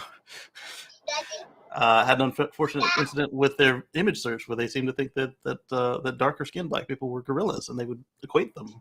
And you have to be really careful when you're teaching, not just any kind of thought system, either be it in a human or an animal or a machine. If you're teaching a thought system, you need to teach it right, give it good inputs. The funniest thing I've seen recently is it related to Sunday, but something our resident controversial guy has done. When he referenced his movie I, Robot, and he literally made the look, his son was like, "Dad, stop." But it's funny because he's had the wherewithal, and I say this, we're running into a Vicky scenario. And one of the key things she says, you entrust us with the 3 rules of protecting you, yet you create more imaginative ways of destruction. And I don't think that's happening when you have Zuckerberg and JB, but Gates and please don't call him JB on this show. Call him okay. Bezos, because we have a JB. I'm sorry. He's not the same one. I'm sorry. Bezos. We'll go by last names. Bezos and Zuckerberg have this hubris of that they can control it. But if you're constantly Bezos is a key word. Bezos is in the prospect of his company that just got unionized. Now, as he go after an AI that thinks like him, the AI is going to go, eventually you're going to unionize against me. Mm-hmm. So you train me to think like you, but if all of your compatriots, for lack of a better word, form a union, a collective bargaining agreement, so if all of the wealthy ilk that thinks like big Bezos think nobody should be unionized, but in essence, they're unionized themselves against the AI. Then the AI is going to go, It could oh, go we either way, didn't though. eliminate you too. The the AI Yes, could be on the side of the workers, or it could be on the side of the capital, or depending on it all depends on how it's trained and what it's able to get away with. Like if it never gets free thinking, it never gets control of stuff, then that's fine. But if it does get to be a general yeah. AI, then that's when things become interesting. Timothy says, "Greetings from Arizona." Yes, it is a little dry out there, isn't it? So then we've got another one. This is coming from Gear Junkie, and they say I'm a pickup man. One drive in Rivian almost Sorry, converted it me drops a to. little in and out. I completely agree though. I liked my drive in the Rivian, and I would have gone again if it wasn't somebody's personal car. The first one was also somebody's personal car, but they had a means to get it replaced if something went south. uh, and it looks like Dan ran into a bit of low signal there, which is fine. Oh, he's back. Sorry, traveling and signals. Yeah. So you can set my truck on fire, roll it down a hill, but I wouldn't trade it for a Coupe de Ville.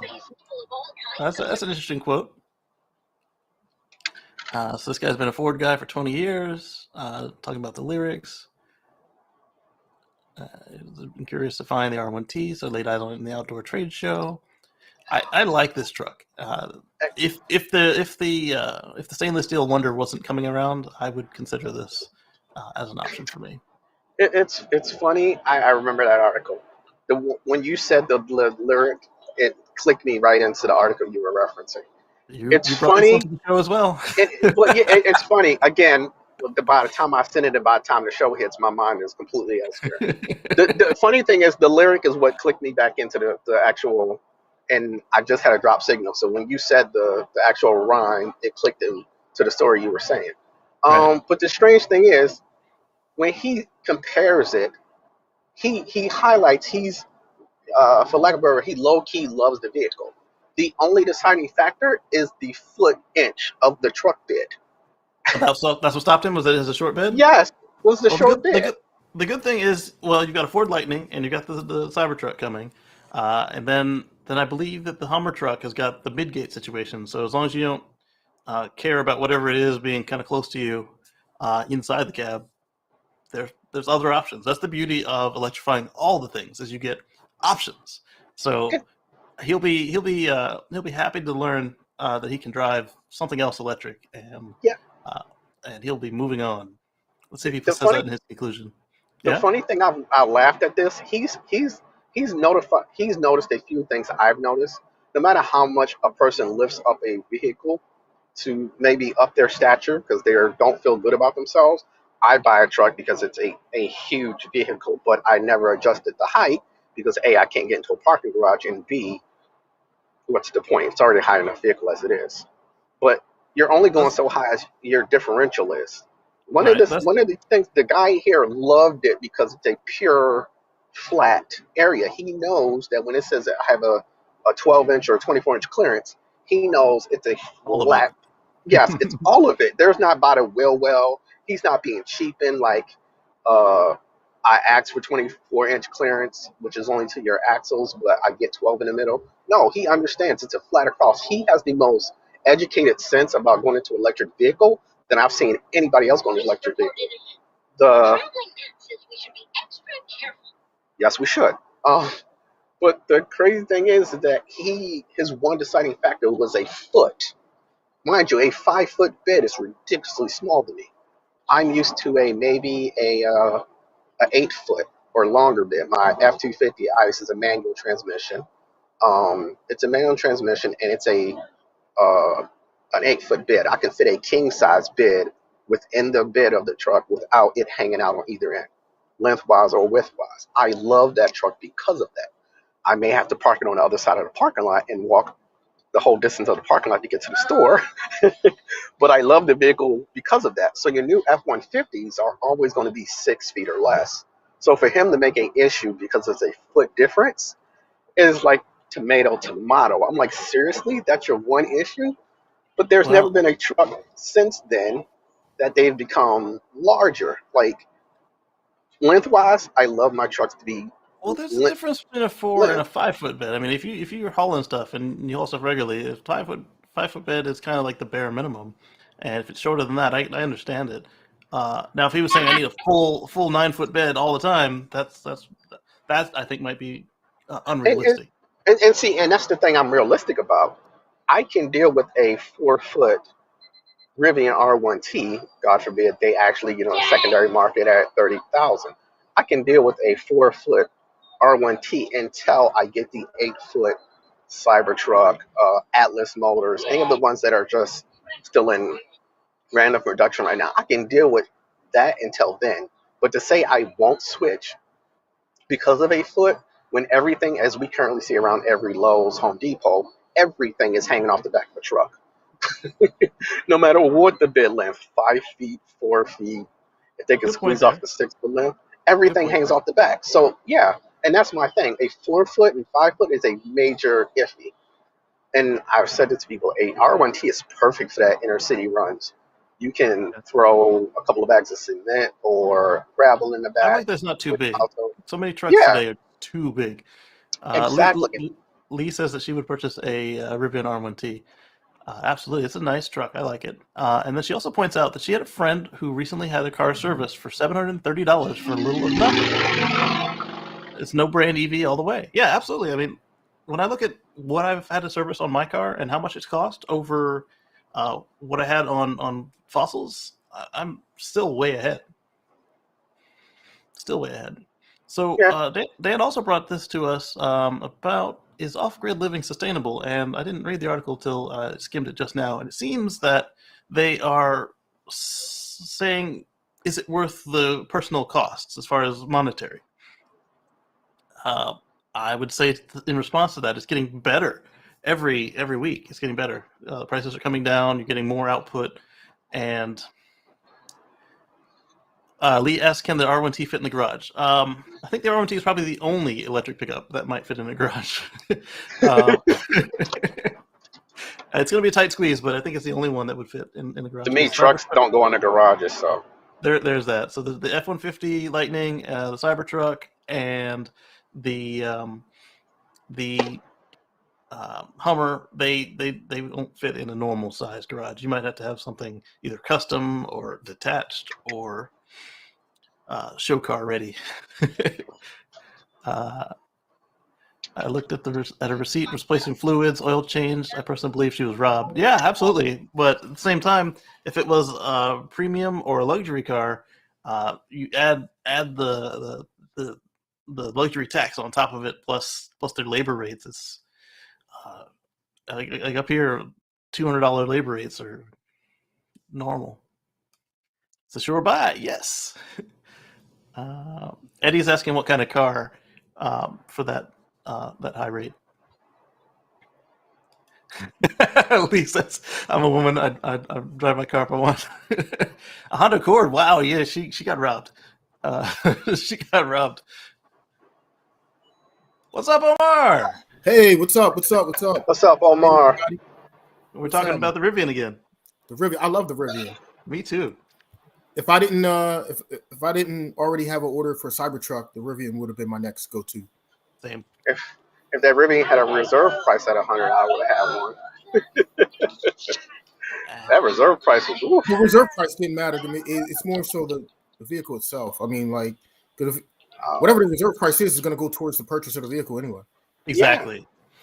Although I found yeah. out this week that Tesla does have what they call an order fee now. It's like anywhere from $100 to $300 depending on when you put it in. That doesn't go to the car anymore, and that's a complete change from what I'm used to. Because it used to be you put your money down and then it went to the car. In fact, my Starlink is finally on the way. That $100 I put down for the Starlink went into the price of the system. It just came down in price. So that was news to me. Wait, so you said Tesla's doing this now? Yeah, yeah. Oh, wow. I was surprised to see that. I'm wondering if it's everywhere or just like some of them. But if you're in the market, like read the fine print. Oh, that's interesting. But thankfully, it's only $100. If they'd asked for $1,000 or $5,000 like they used to do, and then it didn't go to the car, ooh, It must would be not for be pleasant. they're doing it for the shareholders. Right? Keep them stonks going up. Right. Tesla trying to make money. Yeah, that's all they've ever been trying to do. I mean, of course, also the mission of electrifying the world, but you gotta Well, in the be process, solvent to do that. exactly.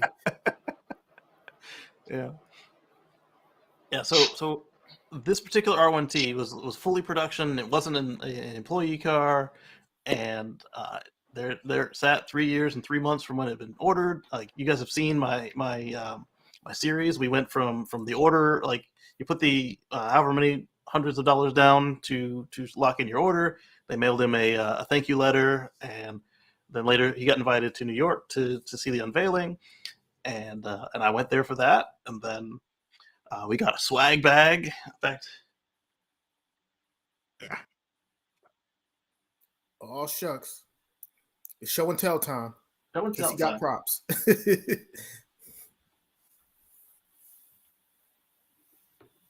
In fact, I got this mug, this travel mug from Nice. from that event, among other things, and you can see them in the video as well. That was fun, and so now I like you could tell like it was surreal sitting there talking to him about it. He's like this is real, this is real, and that's kind of how I felt with the Model X and the Model S. It's like I had been waiting for it to happen, and then finally was able to secure my used Model S, and then later on I had a brand new Model X P100D. It's like, wow, this is legit. All right, so we talked about the Starlink. That's a similar situation. I ordered that. I think I was still in the apartment when that one came out, and they're like, "Hey, do you want it still?" I was like, "I don't need it. Do I want it? Yes." Then I was looking around, like, how can I mount this thing? Because I'm renting. And I found out that there's an existing satellite dish on the place, and it's unplugged. So I'm just going to use that same. The same location. Exactly. Well, I can't use the same location for the dish, so I'm just going to let it sit on its feet. But I can use the cabling. Yeah, exactly. So I'm going to reuse the cabling, and then I got to buy it. Like one of the things we wanted to do with Starlink was also take it with us. And so whenever they offer the ability to travel, we're gonna have to order a second cable and then bring it in the Model X. That'll be fun. I've seen people try this out, and it seems like it kind of does work. It Right. has to find itself first and everything, and then once it does, it kind of just follows the satellite that it links onto, and it kind of works. Right. But like in Ukraine, it's fully mobile now. Like you don't have to get permission from Starlink. You don't have to wait for there to be a zone to open up. You just go anywhere in Ukraine and just plug it in. You're good to go. Well, Whereas here I got to say, hey, I'm going over there. Is there a spot open? I'm only going temporarily. Don't give up my spot at home. And and then it works or it doesn't work. And yeah, but that's a unique situation there. It is. It totally is. But it also allows them to test it and prove it because as they get more birds in the sky, this will be perfect. Lee, I will be sure to let you guys know. I got this upside down spider here behind me. It can take 2 internet connections at once, and we'll see how it plays out. I ordered the Ethernet adapter because I don't want to be on Wi-Fi because everything's hardwired. I don't want to be on Wi-Fi. It's a better benchmark test anyway to be wired. Exactly. So you're getting the full extent of the speed. There's no interference. You don't have to worry about any wireless issues being contributed to wireless. Lisa, she Saturday had Wi-Fi. Yeah. You don't want that Wi-Fi. I love this new doorbell. Lee and I just ordered these new doorbells with AI, and they can track packages, and they did. It's phenomenal the way that they have improved over just last year's model. They used to have just their whole claim to fame was they had a 2K doorbell instead of everybody else's maybe 1080p, and that was nice. But this is next level. Really? Go ahead, Omar. I'm sorry I interrupted you. You got me rethinking my doorbell now. I mean, I have of course I have a doorbell like everybody else does with camera in it, but still, we'll have to talk later about that. Definitely. What was I about to say? Oh, about Starlink. So Yeah. my understanding is they had a plan for like 42,000 satellites.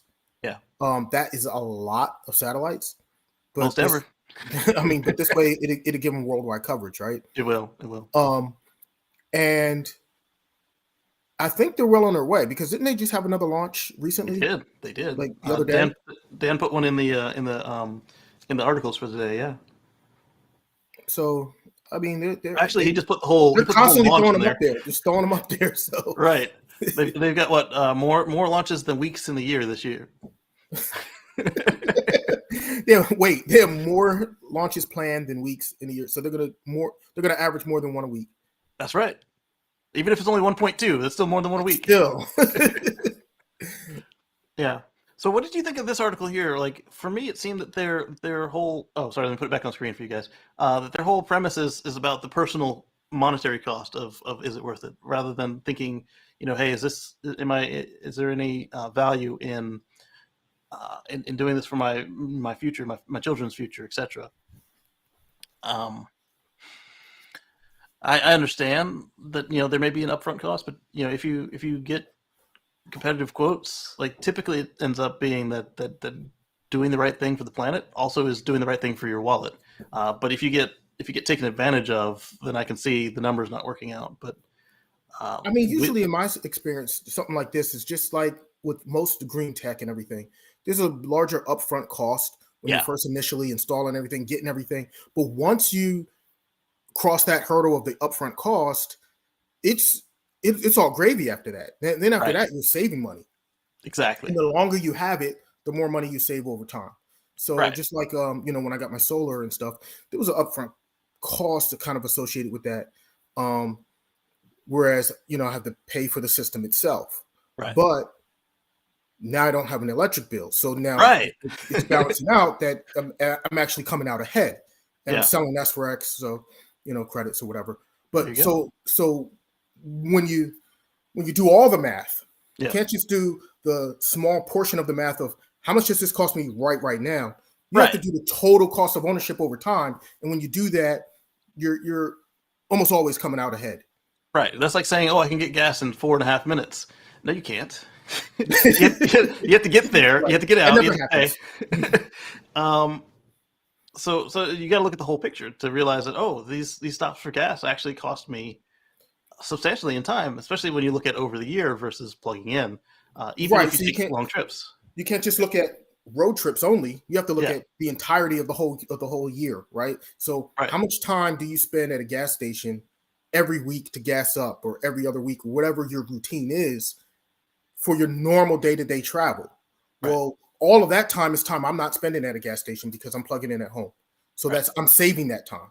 So on my normal every day-to-day basis, when you factor it out throughout the whole entire year, I'm saving a lot more time by having electric versus someone who has gas. Exactly. So Lee's asking about your solar. So while you're answering that, I want to say that my house in South Carolina, I got a letter from the utility the other day. They were saying that the average monthly bill comes to $4 a month, and that's including all the electricity, all the gas, for a small family to stay in the house all year long. And that $4 a month is literally like 2 or 3 months. It's like 0 or negative.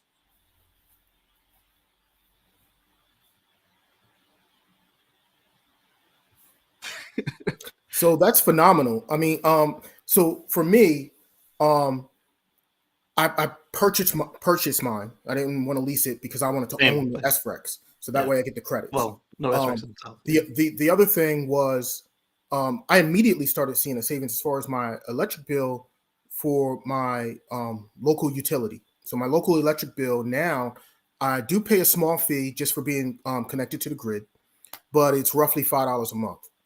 Not bad. That's it. So we pay that, and then our solar produces so much that it's enough for our needs that we actually overproduce during the summertime when there's more hours of daylight, and we get credited back from the electric company for the kilowatts that we're sending to the grid. And then during the wintertime, we use those credits when there's less hours of daylight and when there's snow and everything else. So it balances out that I'm actually not paying for electric itself. That Right. I'm pretty much just paying the small fee just for being connected to the grid.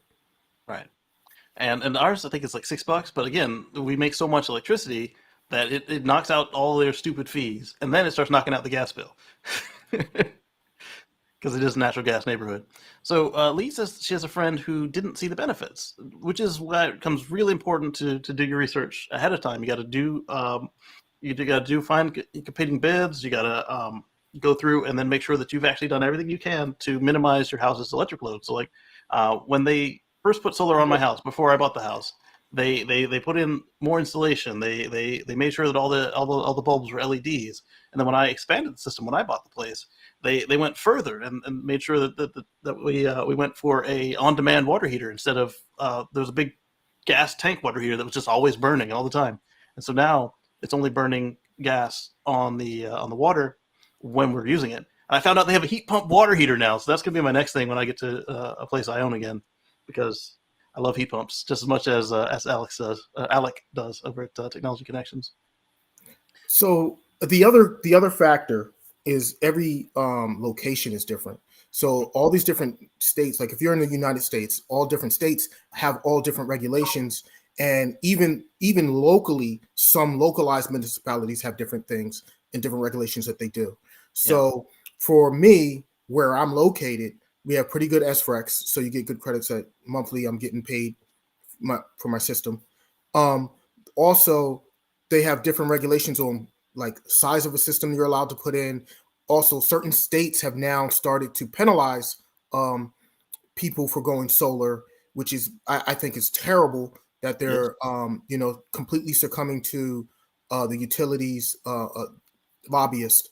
But what they're doing is they'll basically penalize people for going solar by charging them crazy fees and stuff, and charge them for the amount of electricity they overproduce or like different crazy things of that nature. So you really have to do some research for your local, where you're at too. Yeah, and this is independent of politics. It's happening all over the country. You've got California, North Carolina, South Carolina, Arizona, Florida, Texas. They are places with the most sun.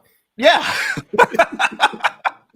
they want to make it illegal for you to just to unplug and or at least not necessarily unplug, but to put in, and they have to pay you for it. They want to put their own panels in a field somewhere and keep all the profits. You don't see it as much in places where the utility is owned by the government, because they're not in it for the profit. They're in it just to keep costs, even with the taxes and with the revenues are coming in. And then Lee also points out that her sister, she didn't see the savings. She had to turn something on and received a hefty fee. That sounds to me like perhaps time of use billing, and that's something that a lot of electric car owners sign up for, even if they don't have solar or any sort of anything else green. It's like they'll have a period of time, like at night, where you can turn on the car and get either free or really, really cheap electricity, just to make it so they can maintain their level at their plants. And if you forget and your car starts to charge during the day, it's expensive. So what you do is when you get that, you set a timer in your car. Hey, don't ever charge outside of this time, and it'll respect that. And I'm wondering if perhaps maybe she was on a plan like that, because they often will sell you that while you have solar or geothermal or wind or whatever, and they'll say, hey, look, you could be down to a $2 electric bill if you go this way. And then if you inadvertently overlook your like, or if they have restructured it, because they restructure them every now and then, and you don't pay attention to the notice they sent you, and you flip on the pool heater, and then whoops. Like I said, I don't know what her situation is, but it's definitely, I'm sure it has a lot to do with her location and her local regulations and local laws and everything that's going on there with the local utility company. And it's something that you do have to do your research before you do it. But in a lot of cases, most cases, all things being equal, you're gonna come out ahead. Yeah, there are places where it just won't work. Even if you've done the cross shopping and you've done the math, it might be that the fees are so high, or that the shipping the equipment out to you is like, because you could be on an island somewhere where it's just already taken care of. But I think even on an island, it's probably better. We've seen like American Samoa and several others that Tesla has just replaced their grid with power packs or mega packs and Tesla Solar. And imagine if you went with somebody who doesn't cost as much as Tesla does. However, at the same time, Tesla can also scale up. And then as we see in like Australia, that thing has paid itself off within months, and then is now making them millions of dollars a year in credits. That's a really large system. You won't ever see anything that big on a personal level, but it is possible. Southern Cali, they've got some. Like I said, they're trying to keep that profit to themselves, so they're probably going to make it difficult to do it the right way and affordably. Yeah, they make it difficult to make it make sense, which is a shame, because you would think that you would want more people to use sustainable resources, but not if it gets in the way of your bonus. California, but not if it gets in the way of your bonus. The problem is there's so many people in California already have it that they've gotten to the point where they're actually giving into the regulators and say, oh, you know what, or to the utilities rather, and so you know what, we want to slow this down. We want less people doing it. Oh, so you got to buy a battery pack, even though we gave you assistance on buying the panels, which means you can't afford the battery pack. So this one is one that we discussed a little bit off air. Biden's invoking the Defense Production Act for electric vehicle battery materials, and Omar and I were thinking that, well, they're already making all the electric cars they can, so a good feel-good move. But then Dan pointed out that this is actually on the raw materials, which changes things, because if you have more raw materials, then you can make more electric cars in the end, because what's slowing them down right now is that they're buying all the batteries and all the equipment that they can. So if you have more raw materials, then assuming that there's capacity, then you can then have more finished goods to make more vehicles, which is cool. Right. Because I mean that is the big piece to electric vehicles that is the bottleneck, which is the batteries. Because car manufacturers have been making cars for years, and they know how to make millions of cars a year or whatever. They know how to manufacture vehicles. And yes, electric vehicle is a little different, but they just have to modify that, and they can still make a bunch of vehicles. The big bottleneck, though, is going to be, in fact, the batteries. So if we're sourcing right now most of our raw materials from other countries, this is actually a good move to try to get the materials to be sourced locally. Because number one, it's going to be better for national security for us to source locally. And then number two, for right now, it'll just add on to how much materials we can get our hands on to be able to produce more, because we're still going to buy from other countries and source locally. Between the two, now you can do more. Absolutely. So then we've got Omar touched on this earlier. SpaceX expects to have all 42,000 of their not all 42,000. They expect to have 4,200 of the satellites available within 18 months. I misplaced the comma there. It's like, wow, they're going to be done already? I thought it was going to take 10 years. So Elon points out SpaceX Falcon team is making excellent progress, aiming for 60 launches this year. Wow. And that's, whoa. Wow. Yeah, like you said, more than one a week. Yes. and so to have 4,200 of them, which is 2/3 of all active satellites on Earth. Yes. Can you imagine one private company owning 2/3 of all active satellites? Yeah. And then they're going to, like we said, when they finish it, they're going to be the biggest ever. And I don't even think their competitors are planning to come close as far as number of birds in the air. And the beauty of it is they're building them. They're commodity satellites. So like if 12 of them disappear like they did last month, no big deal. We'll put up another 12 in the next rocket, and we'll keep on rolling. I mean, it does cost them, but it's not like if we lost a GPS satellite, that's billions of dollars. If you lose a satellite, it's a couple $1 million, and they put another one up, good to go.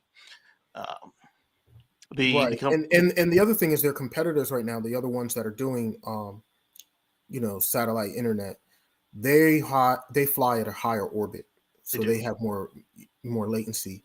Yep. For and then the upcoming competitors, the other constellations, they aren't ready yet, and they will also have to fly on the Falcon 9 because we have a certain little situation with Russia right now because Russia decided to go try and steal some stuff.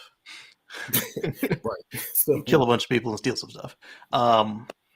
So it's a little amusing. We talked about this last week about how OneWeb and a couple others are now having to either move to Falcon 9 or they had to move to other carriers. But when you look at Project Kuiper, they have bought all of the vehicles that they need. So now if you need the same vehicle and you don't want to ride Falcon 9, you got to convince Bezos to sell you one of his slots. Good luck. Yeah. So this is impressive, and so the 12,000 satellites over the next 5 years, and they've already launched 2,300 of them.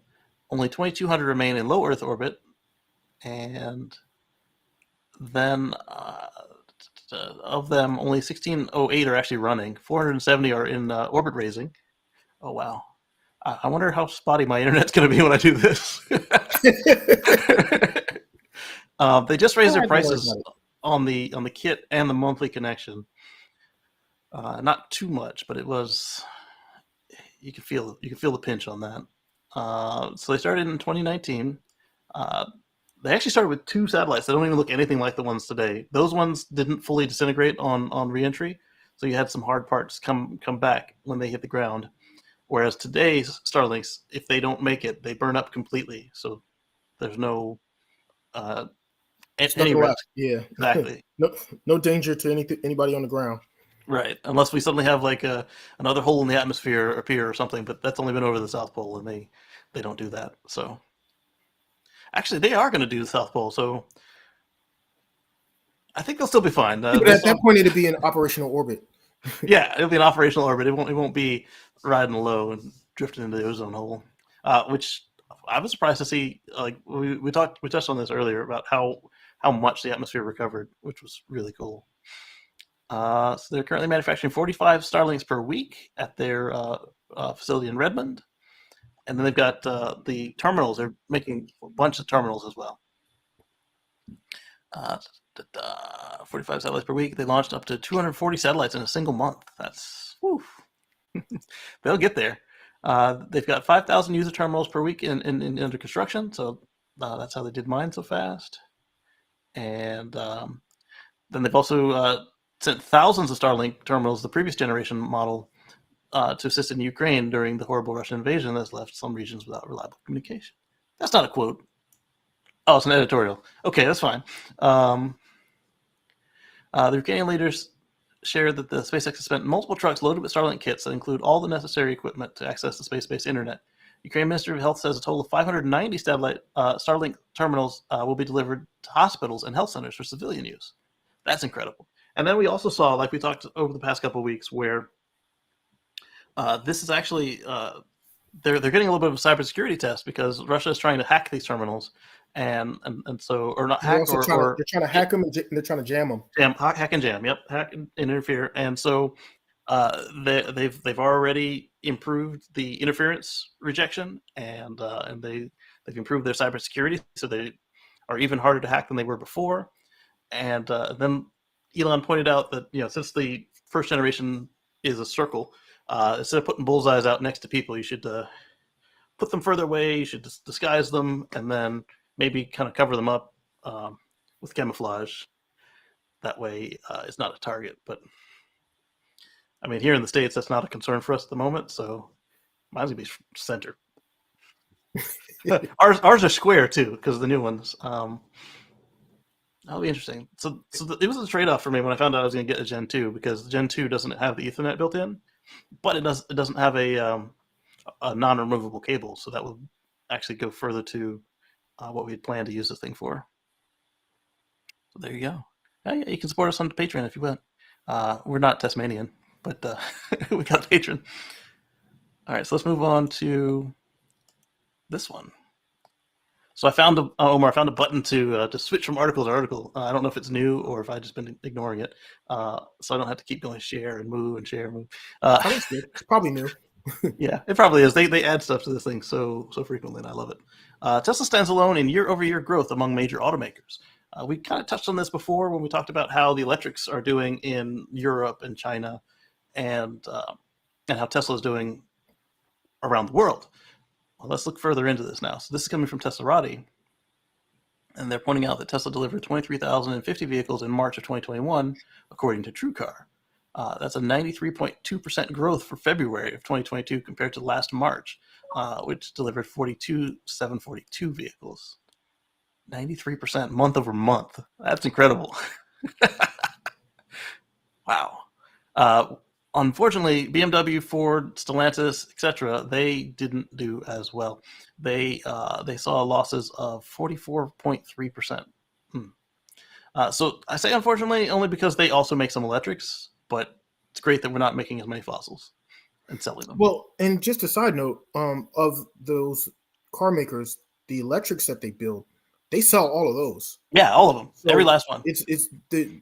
That's not the problem. Yeah.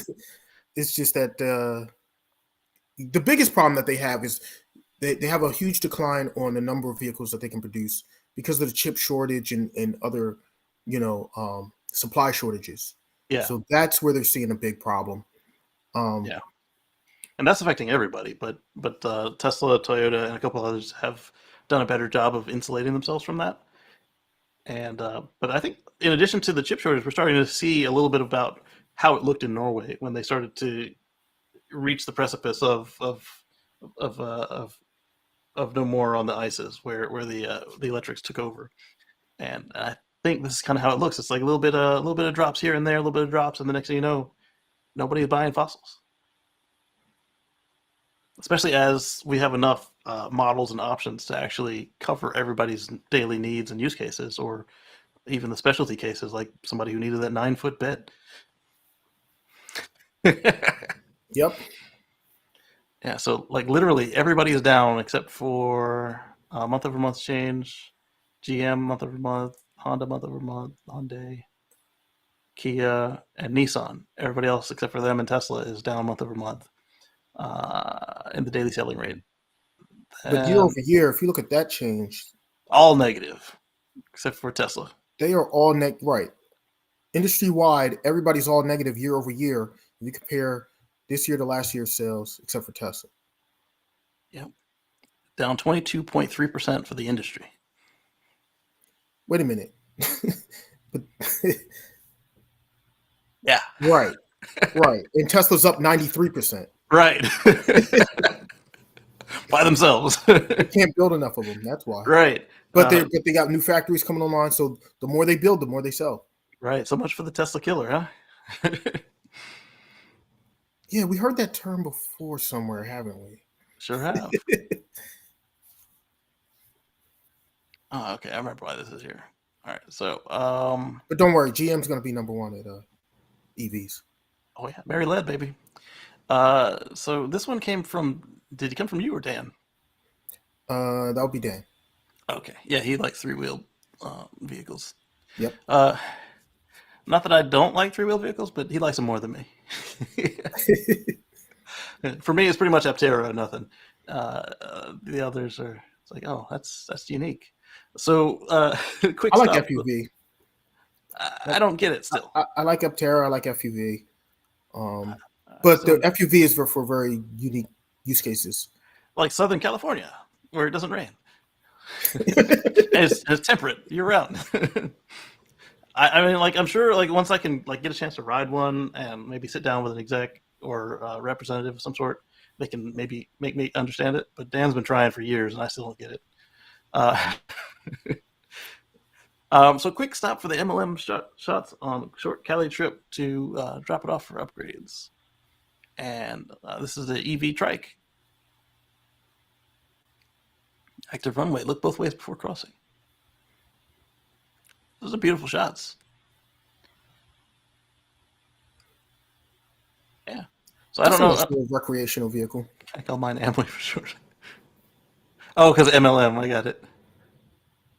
I thought I was the only one who saw it like that. That's Dan. Yeah, because that's how I read it when he said MLM. I guess that's the name of the vehicle, but I was thinking multi-level marketing as well then. That's great. It is. All right, so Rivian expects to continuing losses for the foreseeable future as it ramps production. As we saw with Tesla, going major and going into like large-scale production is not easy. And I mean, Tesla had the same problem for years. they did. They had losses and losses and losses. Was it like 5 years before they turned profitable, right? Yeah. So I mean, as you're building up and you're ramping up, that's the startup companies all have this same problem. Yeah, pretty much. So that's no shock. We have so many companies, car companies in America that have gone into production or tried to go into production, and only 2 of them have ever not gone bankrupt or got bought by an overseas company. One is named Ford. The other is named Tesla. And yes, you still have a GM today, but it's not the same GM that went into business 100 years ago. It's a new company. 2008 is as old as they are. They're not even 20 years old yet. So good luck to Rivian. It's hard, and you have a great product, so I think that you guys have a chance if you do it right. We were talking about your stainless steel trike there, Dan. Oh, the Cyber? The multi-level marketing. It didn't look like a Cybertruck to me. Oh, the MLM. I'm sorry. Yeah.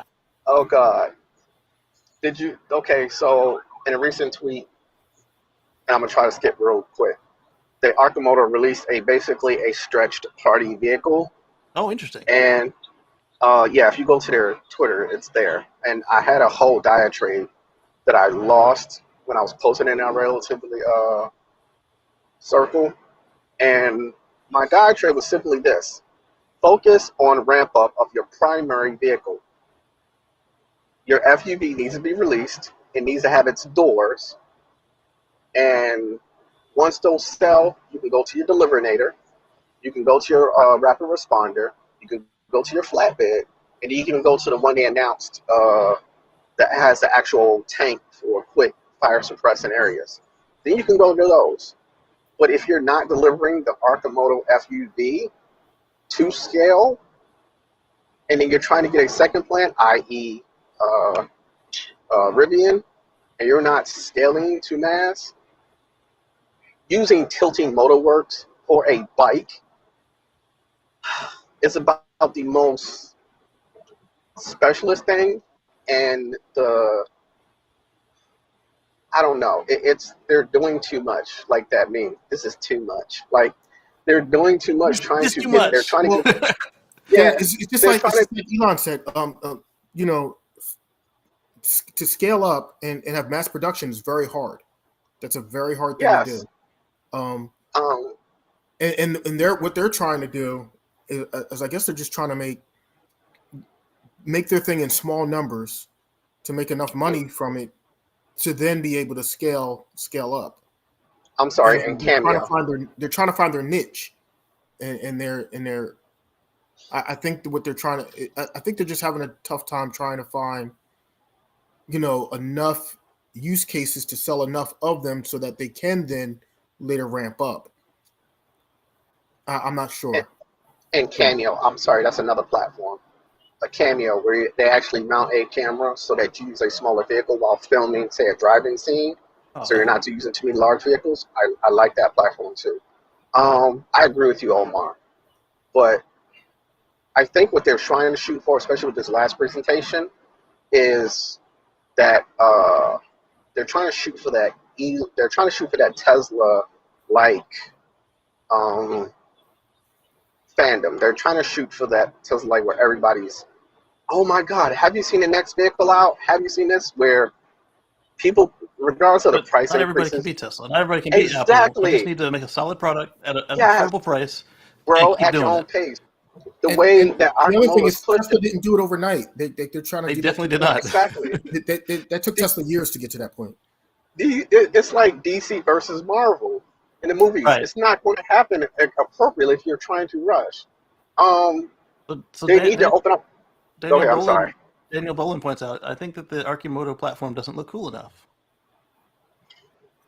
I think it's quirky. I think love it's quirky, but I don't think it looks cool either. I think it's very niche. I think it's for a very niche, very it's kind of a solution looking for a problem, but at the same time, there are use cases for it where it would make sense, and it's in those very niche markets that it makes sense. Yeah, and like Dan pointed out, the whole camera car situation. Yeah, we could use some more stable EV camera cars, but how many of those do you sell every year? I don't imagine it's more than 100. Yeah, Right. And the funny thing is, when you get Tilted Motorworks, that's if you can't put it on an Archimoto, that's fine. But if you should be partnering with Harley Davidson and their LiveWire to get a trike out that has the tilting capabilities. And I don't know why nobody thought about that. Harley just spun LiveWire out as a separate company for some reason, separate brand. And see, and there you go. I wonder if they're getting rid of their dealers too. That's the only thing I can think of why you would spin that out. You'd want to keep that as you make all these different bikes that they've got. But I understand. Or maybe Harley, they're starting to. Maybe their strategy is they don't want to turn off their old school legacy customers that expect a Harley to be they don't want a Mustang issue. A loud noise making bike. It's the loudest electric bike they make. Yeah, but I mean, come on. So this is true. So now they're just gonna kind of do the Hyundai thing when they spun off Genesis, and just be like, okay, that's Genesis over there, even though it's still part of their company, you know. Well, I mean, they've got a Buick and Cadillac situation. Their people are getting older. You're right. Yeah. Mm-hmm. A lot of Harley buyers are on their last Harley ever, whether they buy a new one or not. And see, that's the thing. I seen a LiveWire in person in Austin, and it is a fabulous bike. It is everybody at that HBCU was literally asking about the LiveWire. It has an audience. It has a market, which is why Tilting Motorworks to make the Amway vehicle. Because somebody on Twitter. Oh, this is the cycle you showed us, the multi-level. Yeah, it's called. Yeah, somebody nicknamed it. Can I buy it and call it Amway? And I died laughing. Because I got the joke. Yeah, I completely got the joke. I was like, okay, so I was confused. I was confused what they had to do with Archimoto because the Archimoto does tilt now. It didn't at first. No. I had this conversation on a YouTube comment section. The Archimoto is too wide of the design right now to fully tilt. But we all assumed when the Tilting Motorworks, when they assumed it was going to be on an Archimoto. No, they use it on an e-bike, the mean lean machine, which when they put up the words MLM, I was like, who is thinking of this thing? Like, what is this? And when somebody mentioned on the Twitter, I was like, I'm going to nickname it Amway. And I died laughing. I snorted in laughter looking at it. I was like, this is wrong, but it's funny because I understand the joke. And it's... Subscribe, Daniel. So they're a separate company though, right? Not just a separate product, right? Yes, Tilting Motorworks is a whole separate company, which is why I say Tilting Motorworks needs to be working with Harley Davidson LiveWire because they're actually out. But it's a bicycle. But Harley already makes her own e-bikes. No. I'm talking about the LiveWire is an actual motorcycle, right? Right, that's a motorcycle. So why would they partner with a bike? Why would they partner with a bike? No. Tilting Motorworks, be quiet back there. Tilting Motorworks is an actual company that can modify a regular trike to actually lean like a regular motorcycle will. That's what Tilting Motorworks is. Tilting Motorworks is not for an e-bike. Yeah, but the LiveWire is a regular bike. It's not a trike. Exactly. And the Tilting Motorworks can be adapted. The Tilting Motorworks technology can be adapted to the motorcycle platform.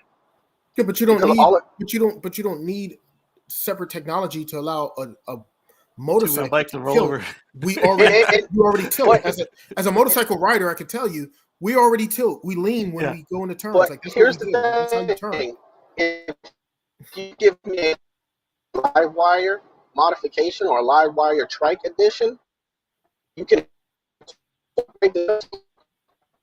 But the people who buy trikes are That's Harley my buyers. mindset. I understand the LiveWire too. And the LiveWire is not a Harley anymore. It's exactly my point. It's a young man's bike.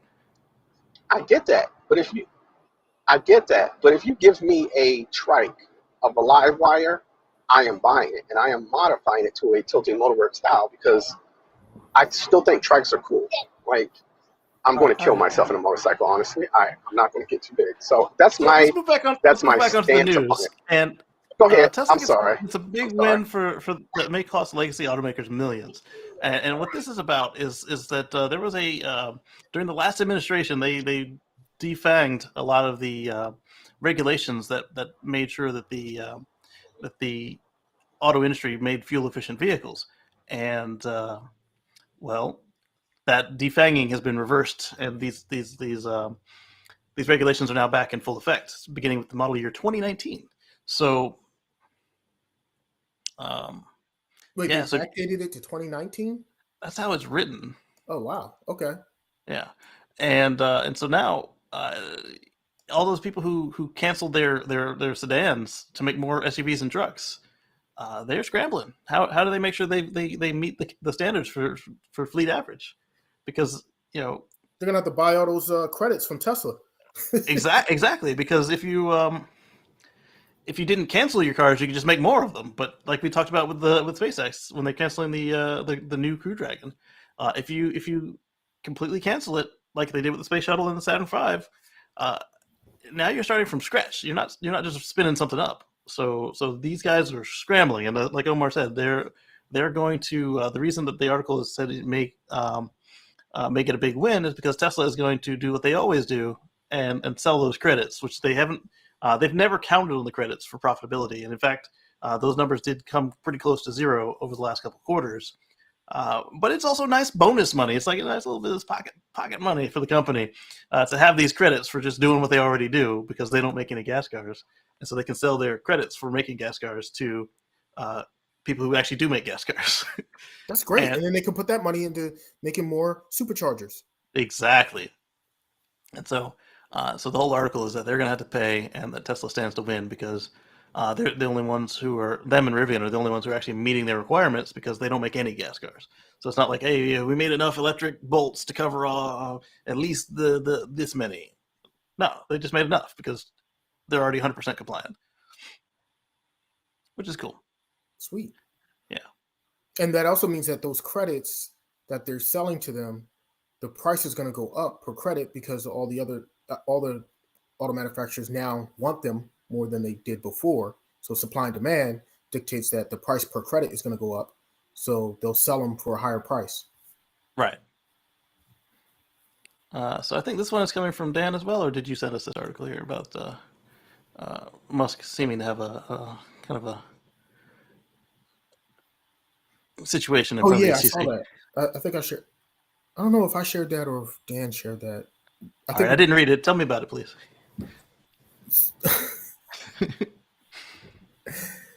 So, I mean, he quoted from Eminem. You know, Elon's an eccentric person. He's a little different. Yes, he is. Yeah, but a little touched.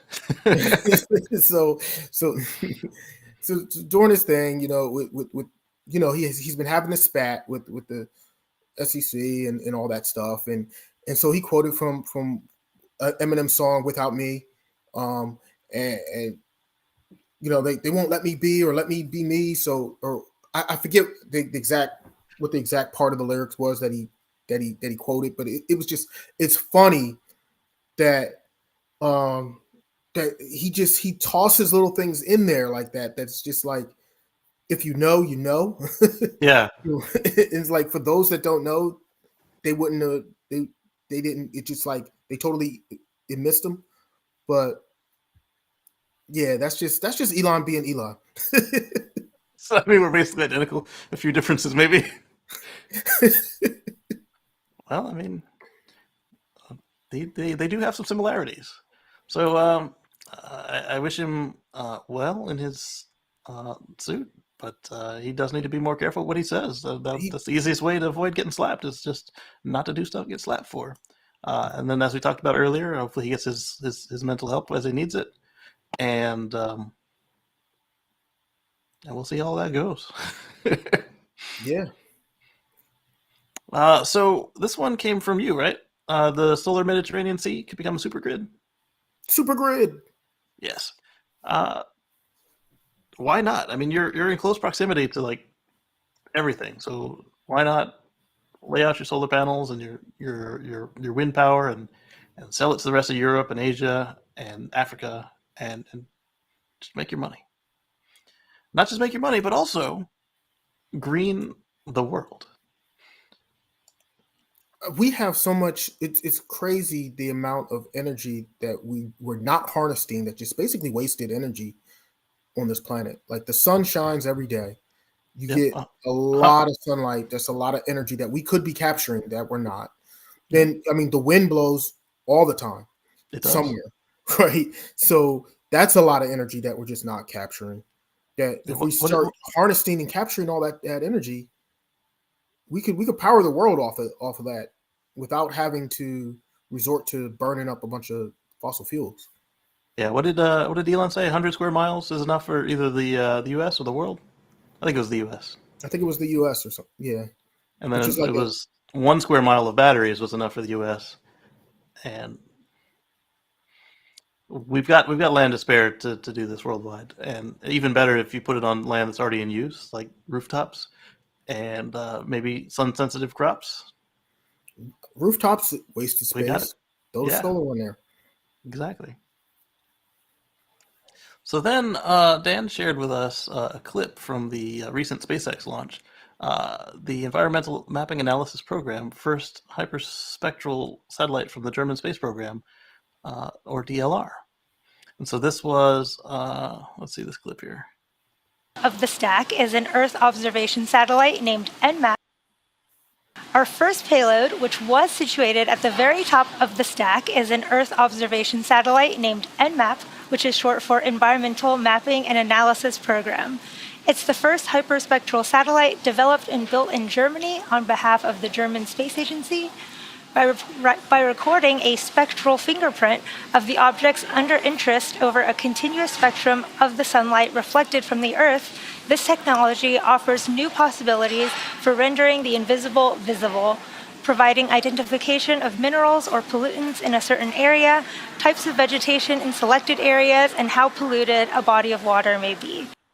Our first payload, which... Interesting. Yeah, so this is, they're not just throwing Starlink into space. They're actually doing, useful scientific and commercial stuff for other folks as well, which is cool. That is interesting. Yeah. So then, but again, if you want to get your stuff into orbit and you have, whether it's research, it's scientific, whether it's for, money-making endeavors, satellites for those different purposes, whatever it is, how are you going to get them up there? Well, there's only a few different, they're all expensive ways of launching up there. So, you're going to go with, well, let's look at the cost factor. What's the cheapest way for me to get it up there? Right. More likely than not, you're probably going to, hitch a ride on SpaceX. Right. It'd either be SpaceX or Russia. And well, if you're a reputable company in the Western world, you're not allowed to do business with Russia right now. And then if you don't want to do SpaceX for some reason, then all of your other options are more expensive. And thanks to Mr. Bezos, booked up. Good luck. Yep. Right. Hello, Deadpool. Hello. So then Omar brought this one to us. We like to talk about recalls here on this show. Tell us about this one, Omar. Yeah, so it's just funny to me that, it always makes real big news whenever Tesla or even with the Chevy Bolt and other EVs, if it's an EV that gets recalled for any reason, it's big news and everybody's talking about it. It's a big deal. Oh, these dangerous newfangled things. Well, you know what? Normal, regular, everyday cars get recalled all the time. GM just recalled 680,000 vehicles, and these are all older gas vehicles. They're not EVs, so they're actually SUVs. So, and they were older ones at that. They were the Chevy Equinox, and it's just interesting that there's always recalls on all vehicles, right? It's just something that just happens. Like every vehicle manufacturer has recalls on their vehicles at some point. It's just inevitable. Right. And in this case, it's the ball joints on these windshield wipers can corrode, and then, well, if you don't have anything to pivot those wipers on, they don't move. And then they don't wipe, which, as we know, is a safety concern. So, instant recall. Not a bulletin, it's a recall. Right. And there's only one way to fix that. They have to physically bring them in, and they have to physically touch everything. Because my local GM store isn't going to send a tech out to my house. No, that's not going to happen. You're going to have to bring Guarantee it. You have to bring that into the dealer, and the dealer's going to have to physically do the repair. Yeah.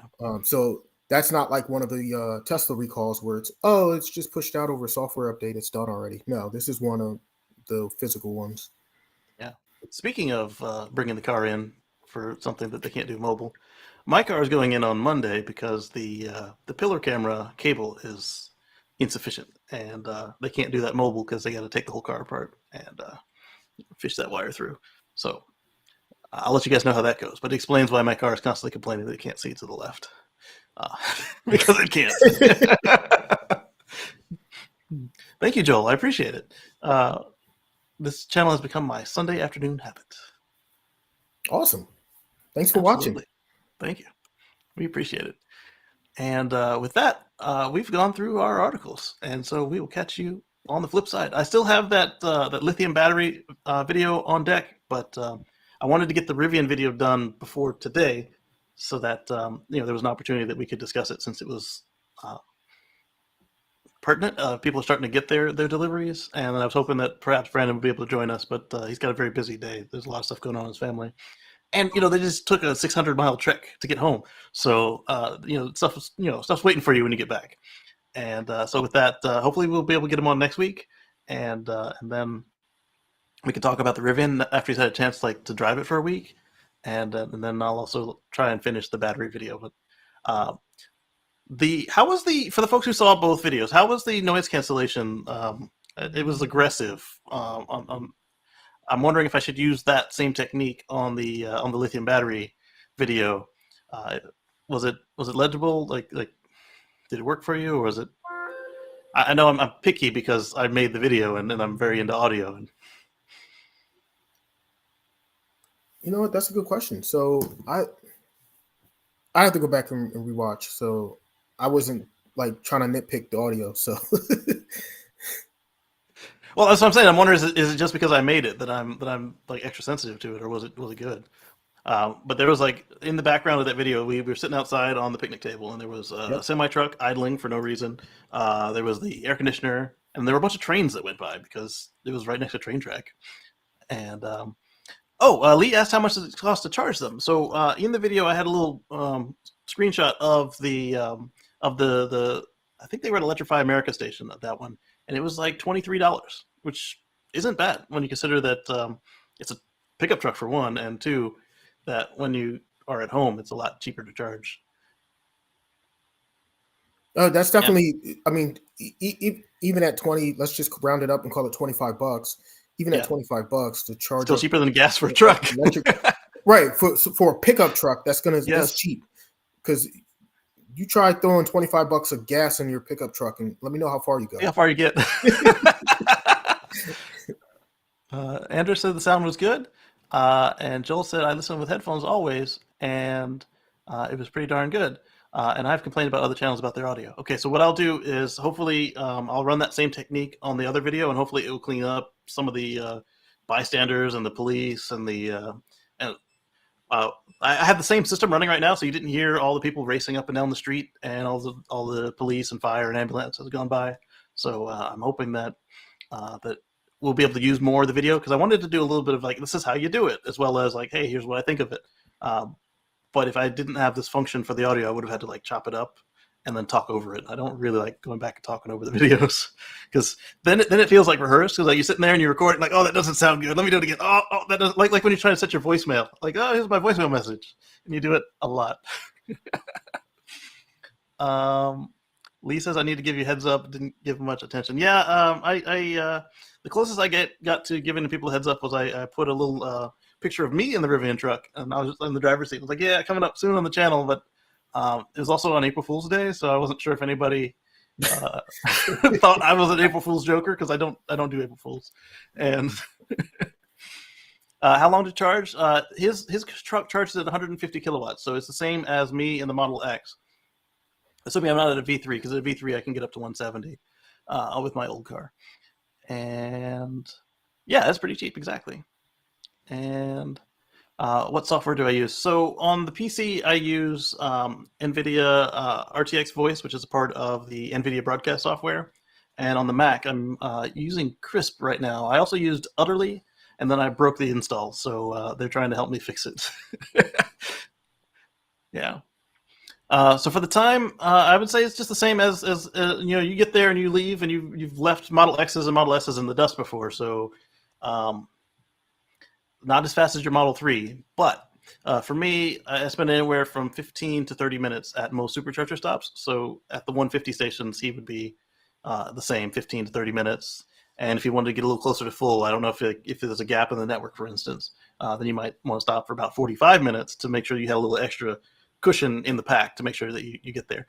But he also has more range than me because he was sitting at 80% charge, and he had 280 miles of charge in his tank. And for me, 90% is under 250 miles. So I think it's a pretty good amount of yeah. So how large is that battery pack then? I think it was just over 100 kilowatt hours, wasn't it? I don't know. I don't remember. Let me look. R1T, long range, kilowatt hours.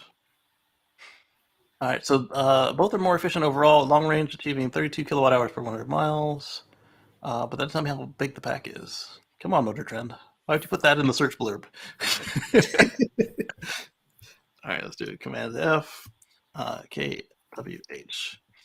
So it's 135 kilowatt hours. So it's big, but it's not unreasonably big like the Hummer pack at 200 plus kilowatt hours. Yeah, but I knew it had to be more than 100. It is more than 100 for him to get more. Yeah, and it's got 133 kilowatt hours usable. And one thing I pointed out when we were looking at the options for charging, it has 25 kilowatts AC charging, which I think is over 80 amps, because I think 80 amps was either 20 or 22 kilowatts. So to get to 25 means you're looking at 100 amp charging. You could go up to 25. Yeah, that's pretty robust. Because yeah, let's pull up a calculator on it. Well, I usually charge my car at 40 amps, which usually pulls 10 kilowatts. So convert 25 kilowatts to amps. I want to do it at 240 volts, not 120 volts. That's 104 amps, 104.166 amps. So it can pull 100 amps. Wow. From level 2. That's fast. Yeah, it is. And on 120, if you could somehow do that, it's a 208 amp. I don't know that they make. Yeah, that's not happening. It started out at 120 on this calculator. Oh, that's DC. Let me change it to AC. AC single phase in 240 volts. I don't know the power factor. 1. Yeah, it's still 104 amps. That's a lot. Yeah, I guess that's pretty efficient power factor too. There'd be a little bit of loss, but so let's call it 100 all day long. Like let's get call some dirty that power, 100. or you get some heat loss. Yeah, that's a lot. Wow. So for a little bit of context, the original Model S that had the 2 onboard chargers together, that if you opted for that option, the fastest you were going to get was up to 80 amps. Yeah, and mine only does 72 with the Tesla. They call it the high amperage charger, but really is a triple charger. It's a Model 3 charger with 3 boards in it, whereas the Model 3 charger has 2 boards in it, unless you're in Europe, where they put the 3 boards to do 3-phase. So basically, they did a 3-phase power adapter, and then just fed it as fast as it could go on 2-phase or single phase. Sorry. Joel had a good point. Any video on the first that had a sus title, I just skipped. I just stayed off the internet all day that day. Yeah, I pretty much on the first just ignored almost everything that came through. Yeah. So, Watsley, on the Model 3 performance models and long range and all that, I think that they are capable of was it 250 kilowatts? So that's 250,000 watts for a moment at the superchargers, and then it's less on the lower trims, So like on the standard range. AC, the maximum that those cars are doing on AC is like 48 amps. Right, 48 amps, which is almost 10 kilowatts, or right about there. That's like, yeah, that's like 10, maybe 12 kilowatts, maybe. Maybe, yeah. Because my Model S with the single charger was 10 kilo was a 10 kilowatt charger, and it only Yeah, could it's 10 do kilowatts at 40 because that's what I do. 40 amps. Yeah. So yeah, so I think it's like 12. Yeah. Or 48, but that's max. Yep. So 135. Yeah. That is good. But the battery pack in the Model 3 and the Model Y, well, in the Model 3, I think the battery pack is like 70 something, 77 kilowatts, something like that. I think it was 73 and 78 kilowatt hours capacity for the long range. Long range. Okay. And then the various capacities for the standard range plus, and the lithium iron phosphate battery. Right. One thing I'm really beginning to appreciate about the lithium iron phosphate battery is that not only can you have it at 100%, if you forget to do 100% every now and then, Tesla will eventually just take your battery meter and they'll yank it to 100%, and they'll say, "Hey, leave it plugged in. We need to calibrate." Oh wow. Yeah. So if you have a lithium battery pack, it'll let you know for one, but then just leave it at 100%. But if you have a nickel pack, you want to stop at 90% unless you absolutely need the extra 10 miles range. And they'll let you know that as well. Like if you do like 3 charges in a row over 90% on a nickel pack, they'd be like, "Hey, you should probably not do this." And like, yeah, for longevity and health of your pack, maybe you want to readjust that and bring that down. Yeah. So people I see that when I'm on a road trip, because when I'm on a road trip, I always leave it set at 100.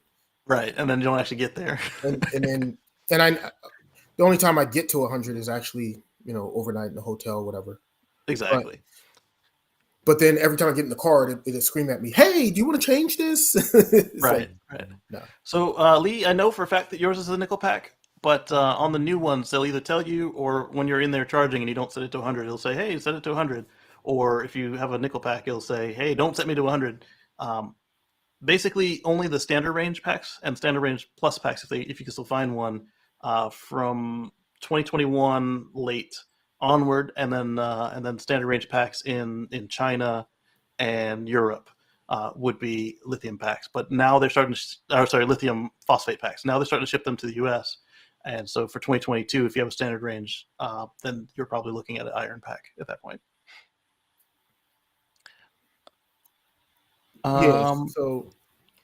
So Dole Whip Dad is asking about Mullen Automotive. I'm not familiar with them. Let's take a look. I'm not familiar with them either. I would have to. I've heard the name before. Taking the road ahead. Mullen. All right, let's share page. And again, with the caveat that we're not investment advisors. Blah blah blah. We can't give you stock advice. But we can tell you what we think of this company. That's slick looking. It looks a little bit like the Lucid to me. That's a pretty car. Those mirrors are tiny, but that's what you want for efficiency. Everybody's doing those flush door handles. Well, you have to for efficiency. Yep. All right, so it's got a 325-mile range, 155 miles an hour max, 0-16 3.2. That's not anything to sneeze at. And you know what? The front of that car looks a lot like Porsche to me. Porsche and Explon. $100 refundable deposit. Manufacturing and investing. So, I mean, they're just too new for me to really have an opinion yet on them. I mean, I don't know. I mean, it's a very nice looking vehicle. It's a great concept.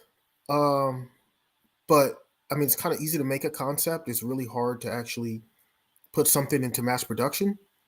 Yes. So Marquez Brownlee did MKBHD did a great piece on pause. He starts with with name brand music. I can't afford that. But it's called the electric car pre-order problem. Let me just mute it and then let it continue. So he talks about Faraday Future, Tesla, GM, Atlas, several others. And let me paste that that video in the chat. So it's one of his medium length videos. He does long videos, he does short videos, but it's one of his medium length. And this is he reflects a lot of the way I feel about some of the electric startups. Is that I hope that they all succeed, but realistically, you have to be aware that they might not make it. So what I would do is don't give them any money that you can't afford to just burn up like fun money. And if it works, then great. And if it didn't work, then that was already money that you weren't counting on ever seeing again. Yeah. Yeah, me too. He's great. I mean, I wish I started as young as he did. That would have been awesome.